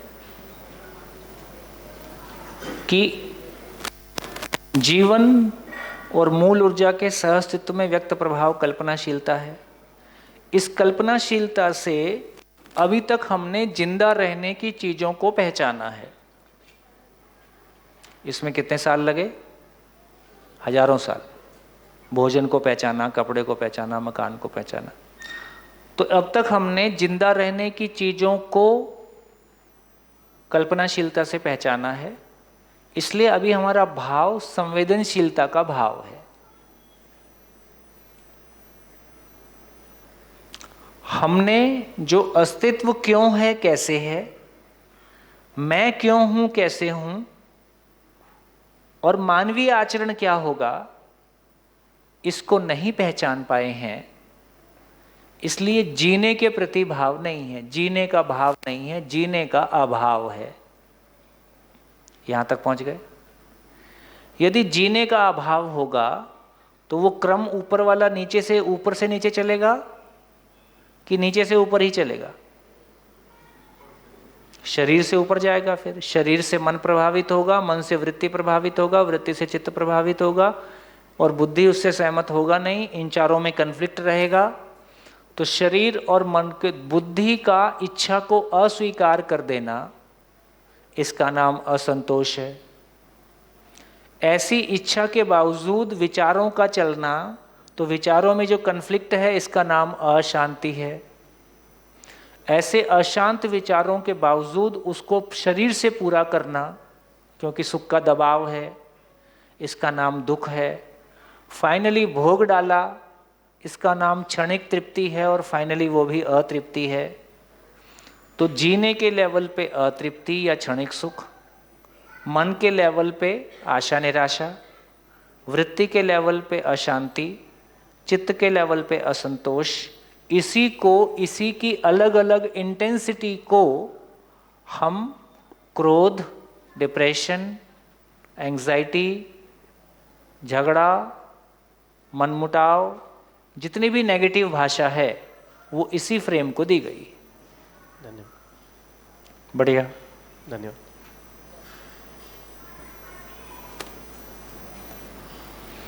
क्योंकि ऊपर वाला माला खाली है, बुद्धि नहीं है।